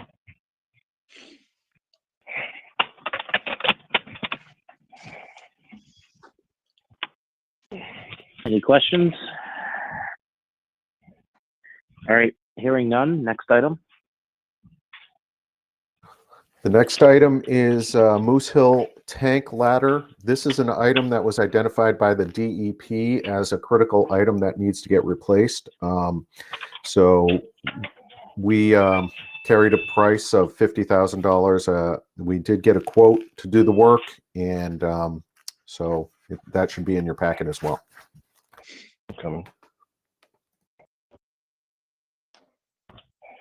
Yeah, comments from me are this was identified, and we're on a 5-year plan with DEP to do a full tank inspection. And this is at our Moose Hill tank behind the high school. And it actually the same rules for our Highland Street tank as well, but we have a diver go in and take photographs and video, and they identified that the interior ladder there was in severe condition and need to be replaced. And DEP mandated that it be replaced. So we need to take care of it. All right, any questions on this one? Hearing none, next item.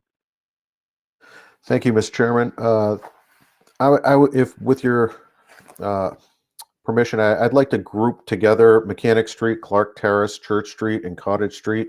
They're all water main replacements, and I think it's being driven by the FMPC plan, the Road Paving and Improvement Plan. Ideally, what I'd like to see as we go forward is grouping water main replacements as one line item. I would like to do that because sometimes these things are a moving target. We may have a change in plans. Maybe permitting doesn't work out for whatever reason. Just don't know. And that would allow us a little latitude in picking up a different road at a different location for water main replacements. Mr. Chairman, I can add to that. So, Bill, I have no problem with that. The reason why in the last couple of years is I've been showing these individual projects, the water main projects, is we ran into an issue before you got here, when the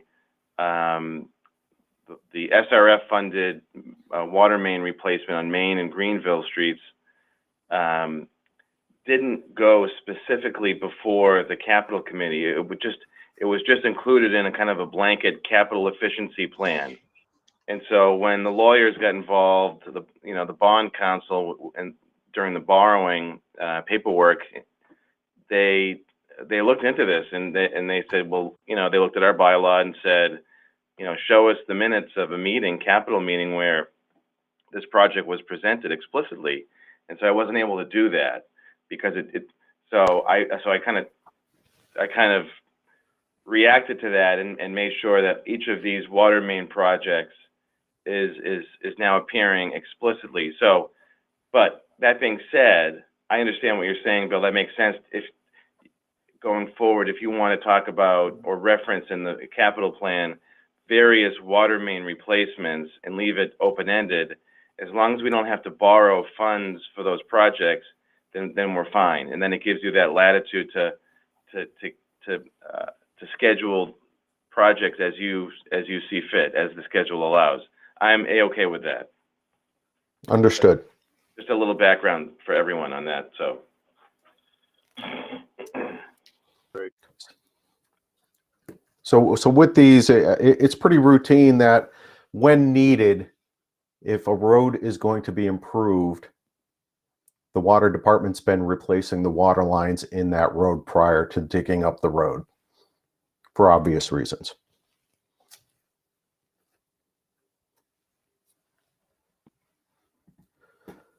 That's all I have to say. Any questions?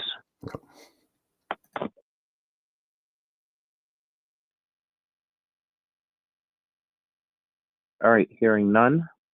Next item. Mr. Chairman, if I could, Bill, I through you, Mr. Chairman, I forwarded to the committee the SCADA replacement item. So that's a newly added item. If you want to talk about that briefly before you get to the superintendent's vehicle. Sure. Greg had solicited a proposal to do a replacement of his computer system. It's called a SCADA system, and the acronym escapes me right now. But basically, it allows Greg to monitor, track data, operate systems remotely and in the office, create reports, and a variety of other things. The system that he has now is on a Windows 7 computer system. It's 9 years old. Both the SCADA operating system and the computers are a little outdated, so we don't like to rely on that type of situation with outdated components. And basically, it would bring up the entire system to current standards. So I believe the quote we got was $18,000 on it. I don't know if Greg wants to add to that. No, you covered it pretty good, Bill. basically the SCADA system runs our whole water system remotely, and it's of high priority. And like you said, I'm having trouble with my workstation now because it is Microsoft 7, Windows 7. My apologies. So yeah, I'd like to move this along as quick as we can. So we have the latest and greatest. I apologize. It's 11 years old, not 7 or 9 or whatever I said.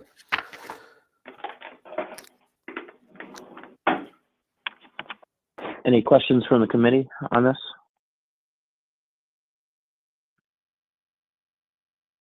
All right, hearing none. Next item. Thank you, Mr. Chairman. The next item is a vehicle for the superintendent, myself. I guess my predecessor submitted for a Chevy Tahoe, which was kind of pricey and, in my opinion, not very practical. We did solicit some new pricing for a pickup truck and that also has a plow kit. We got a quote of $48,400 for it, and we're looking to split this between the Utilities and Facilities Department and the Water Department. Prorating the values from what was originally carried on the $65,000 vehicle, the Tahoe. I'm just prorating the numbers. We're looking at $18,400 for the Water Department and $30,000 for the Utilities and Facilities Department. I also did get some leasing information, and the leasing information is, excuse me while I look it up.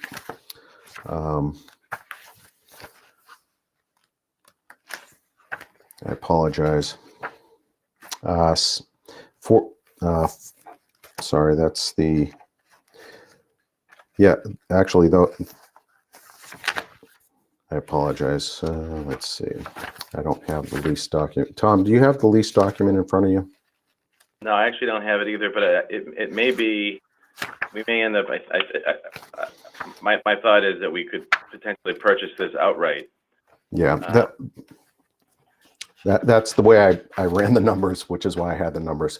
So that's pretty much it for that vehicle. I think we forwarded you the specs on the vehicle and the pricing quote.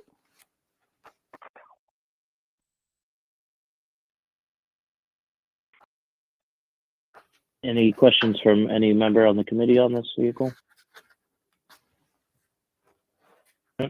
Through the chair, just a statement.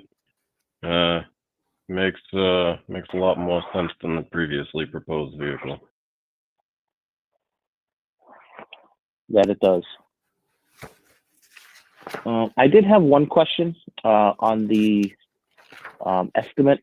It says description 2019 model minus 5,100. What's that about? Looks like it's on page 17.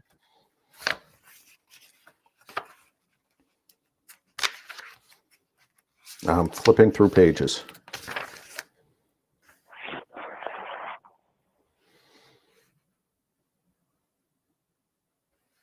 So which number were you questioning here?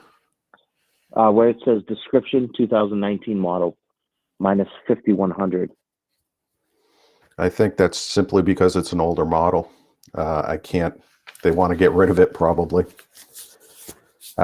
We didn't speak specifically about that. I basically asked him for a similar quote to what we had for the highway super's vehicle. And so that's what he matched.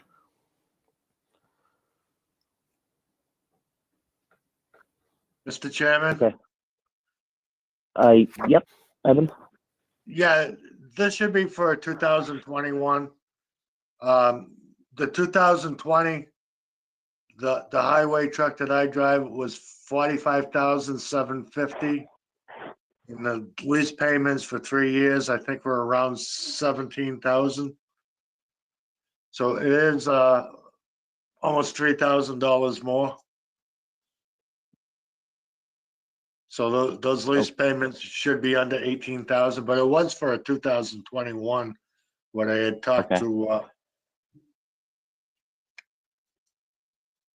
the salesman at, it's no longer Minuteman, it's Allegiance, Okay. International and Ford. I'm not sure what quote you have in front of you.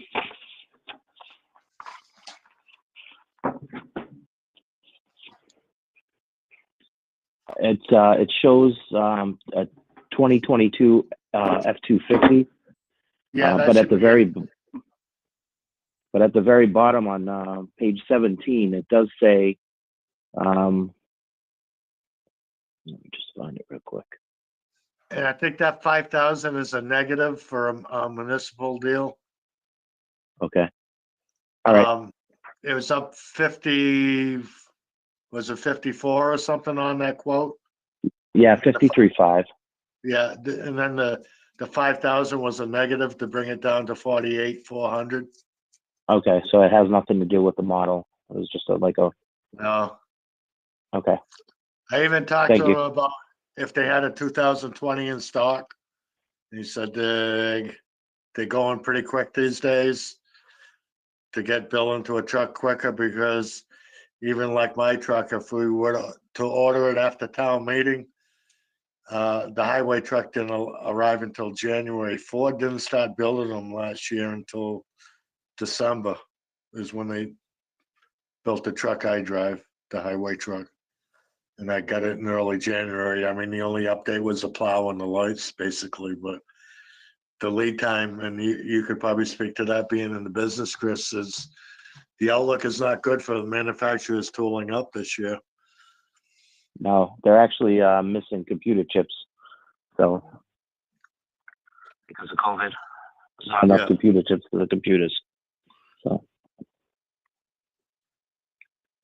okay. Any other questions? Through you, Mr. Chair. Go ahead, Selectman.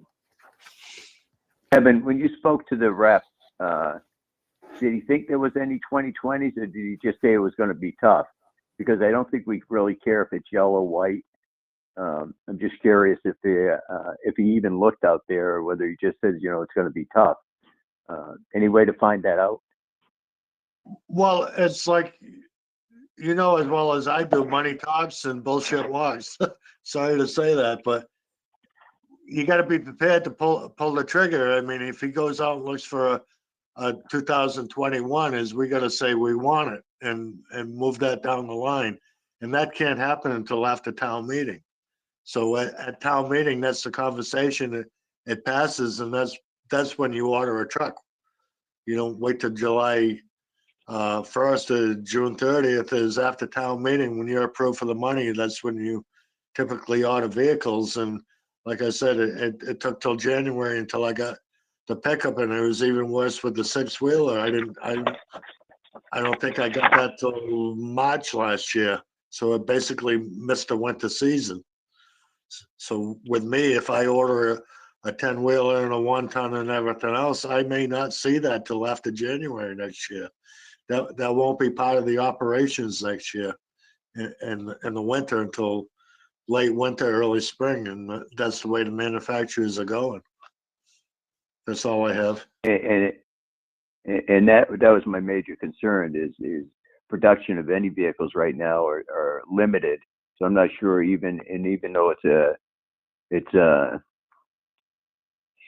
through an upfitter, they do get a priority, but however, sold retail unit, and that's the way it comes into the upfitters.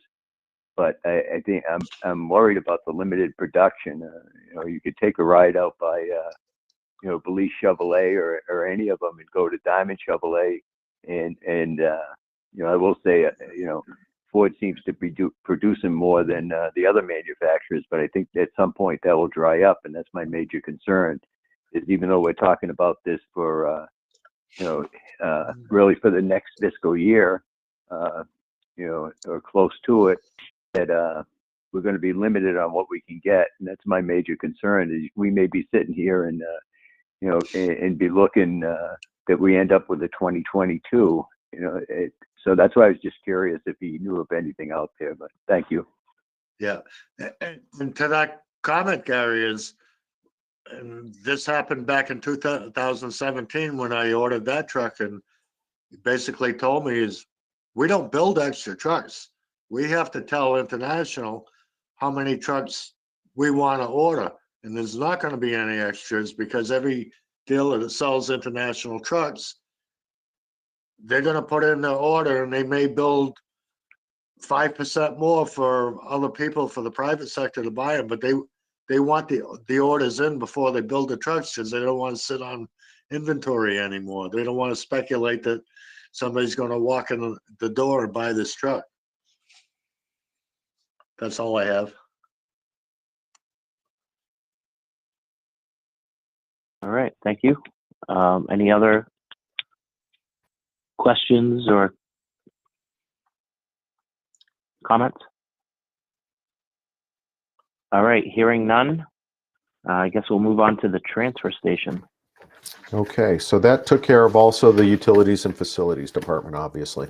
With regard to the transfer station, Billy Krakowski had prepared a quote to replace the oil and mercury shed at the facility. The current shed is in poor shape. It's got rotted wood. It has a massive oil tank on the inside of it, and the floor is rotting out. In addition to that, I know the workers have a space issue with the other shed that's adjacent to it. I think what Billy was trying to do was combine those two things and you get a better situation for the workers that are out there. I have not seen any schematics or plans. I'm not sure what the basis for the 40,000 is. I was talking to the workers out there, and the thought that occurred to me before I knew this was on the capital plan was to perhaps talk to the local Voc Tech and maybe pay for materials, do something that meets the need, but on a smaller scale. Not looking to hire a contractor to come in and do anything. It's going to take a little more investigating for me to figure out what can be done out there and can be achieved. But so at this point, I'm kind of relying on his number. But I do expect that, moving forward, I'll be looking at alternatives to lower that.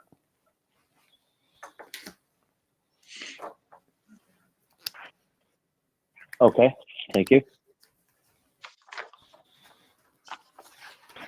Is that all you have for the transfer station? That's it. All right. Well, I guess you're all set also. We thank you for your time tonight. Thank you. I appreciate everybody's time. Have a great night. Mr. Chairman? Thank you. Mr. Chair? Yes. Someone else and Bill? first. The building covered under utilities and facilities, the $40,000 for his pickup.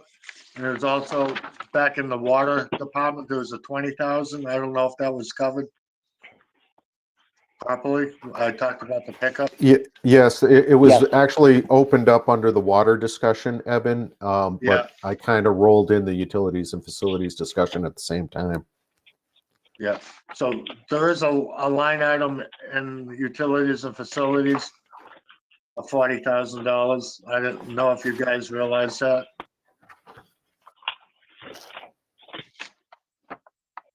Yeah, so just to reiterate, the original number was based on a $65,000 vehicle, with the utilities and facilities department picking up $40,000 and the water department picking up $25,000. We've substituted a different vehicle for a total of $18,400, and I'm sorry, $48,400, and that would be $30,000 under utilities and facilities and $18,400 under water.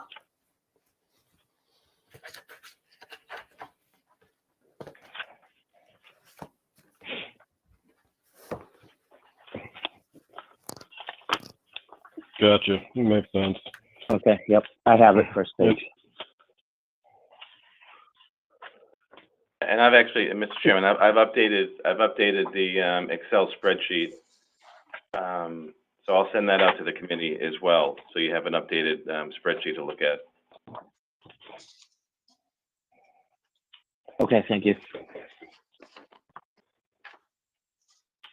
All right. Through the chair. Yes, John? I thought I saw something regarding security cameras maybe at the transfer station. Is that anybody else see that, or am I looking somewhere else? No, I did. 2023. Oh, okay. Yep, sorry.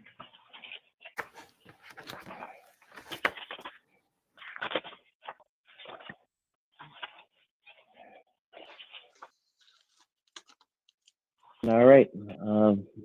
So we're all done with the department presentations. General discussions. I think we kind of had them all through the night. If anyone would like to add anything, feel free.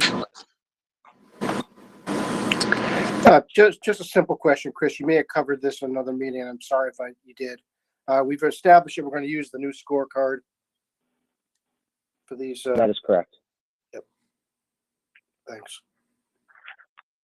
Mr. Chairman, could I make a couple comments? Yes. So, as I said a moment ago, so I'll send out to the committee tomorrow morning, or I'll do it tonight before I leave town hall, the updated Excel spreadsheet. So it's updated to show the new price for the UNF superintendent's vehicle. Also includes the SCADA system for the water department, and also includes the wastewater treatment plant upgrade. I think in each of your binders, I had printed out a few extra rating sheets. But if you don't have enough, I'll print out some extra copies here in the office if you want to swing by, and I'll also scan a copy of the rating sheet that you can use for each of these projects. And I would just remind the committee, for the UNF superintendent's vehicle, even though the costs are allocated in two different departments, if you could just complete one rating sheet for the one acquisition, would be helpful. What else? And just recalling our discussion from the previous capital meeting, if the committee can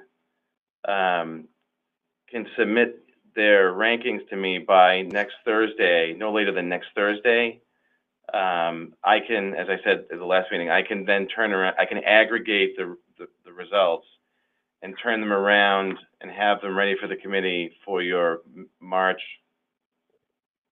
30th meeting. I mean, if you can get them to me sooner, that's even better. But if you can kind of plan to get them to me no later than Thursday of next week, that will give me enough time to as I said, to aggregate them and have them ready for the committee on the 30th. So that's all I had to say. Thank you. All right, thank you. Mr. Chair? Yes, John? Well, one question for, I guess, the rankings on the water department. Do we want to do an individual sheet for each water main replacement, or do we want to kind of lump them as one? I would say since they're listed as individual this time versus lumping together, we should just do a sheet for each one. That way it covers us this year.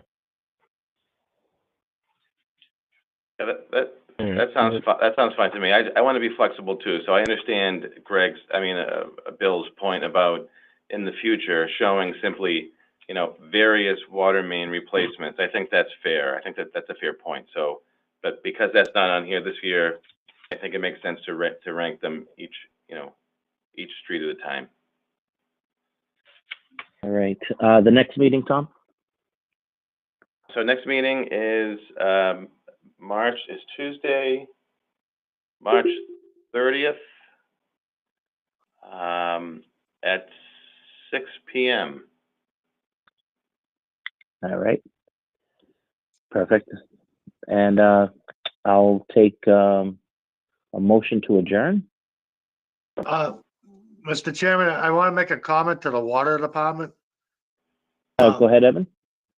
The listing right there is, I don't know if you want to rank them by streets, because none of those streets on the list are going to be future projects like within the next year.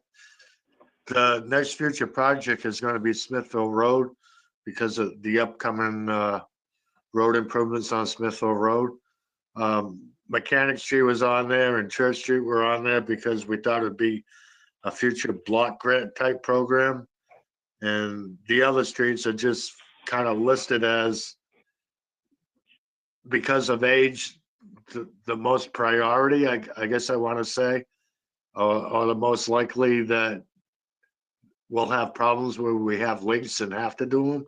But currently there are no leaks, so I don't know if that's the way to go, is list them by street, or rather than the way they're laid out in the future is to have streets on there all the time. But it's like anything else, priorities come up and they may not be the next one.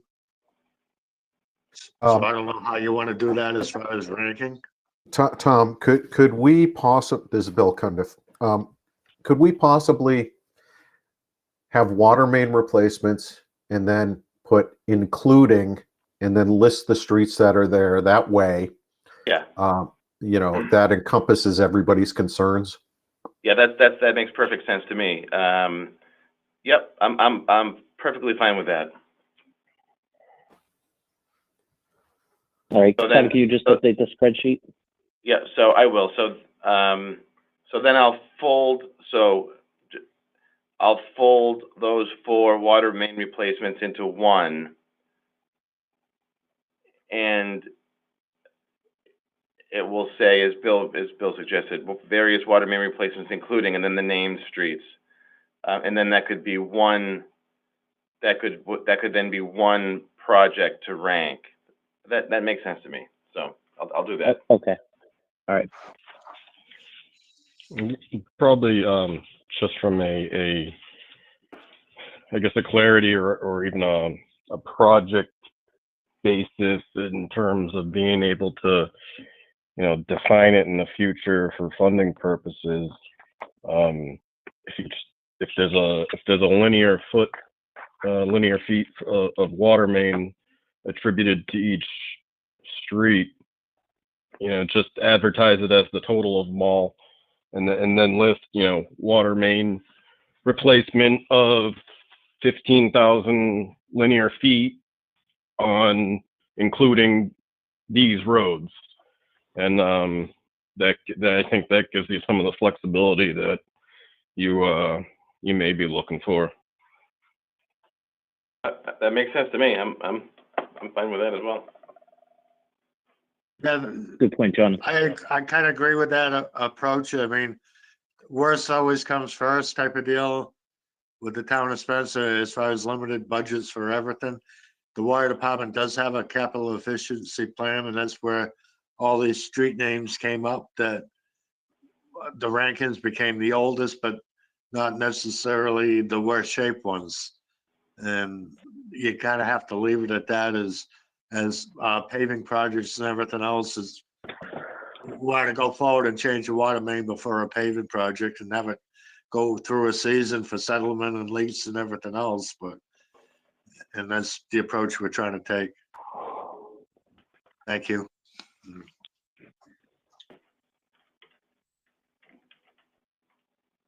All right. Hearing no further discussion, I'll entertain a motion to adjourn. Motion to adjourn. I have a motion by Bob. Do I have a second? Second. I have a second by John. Roll call vote. Tony? Aye. John, Aye. Bob, Aye. and the chair votes aye.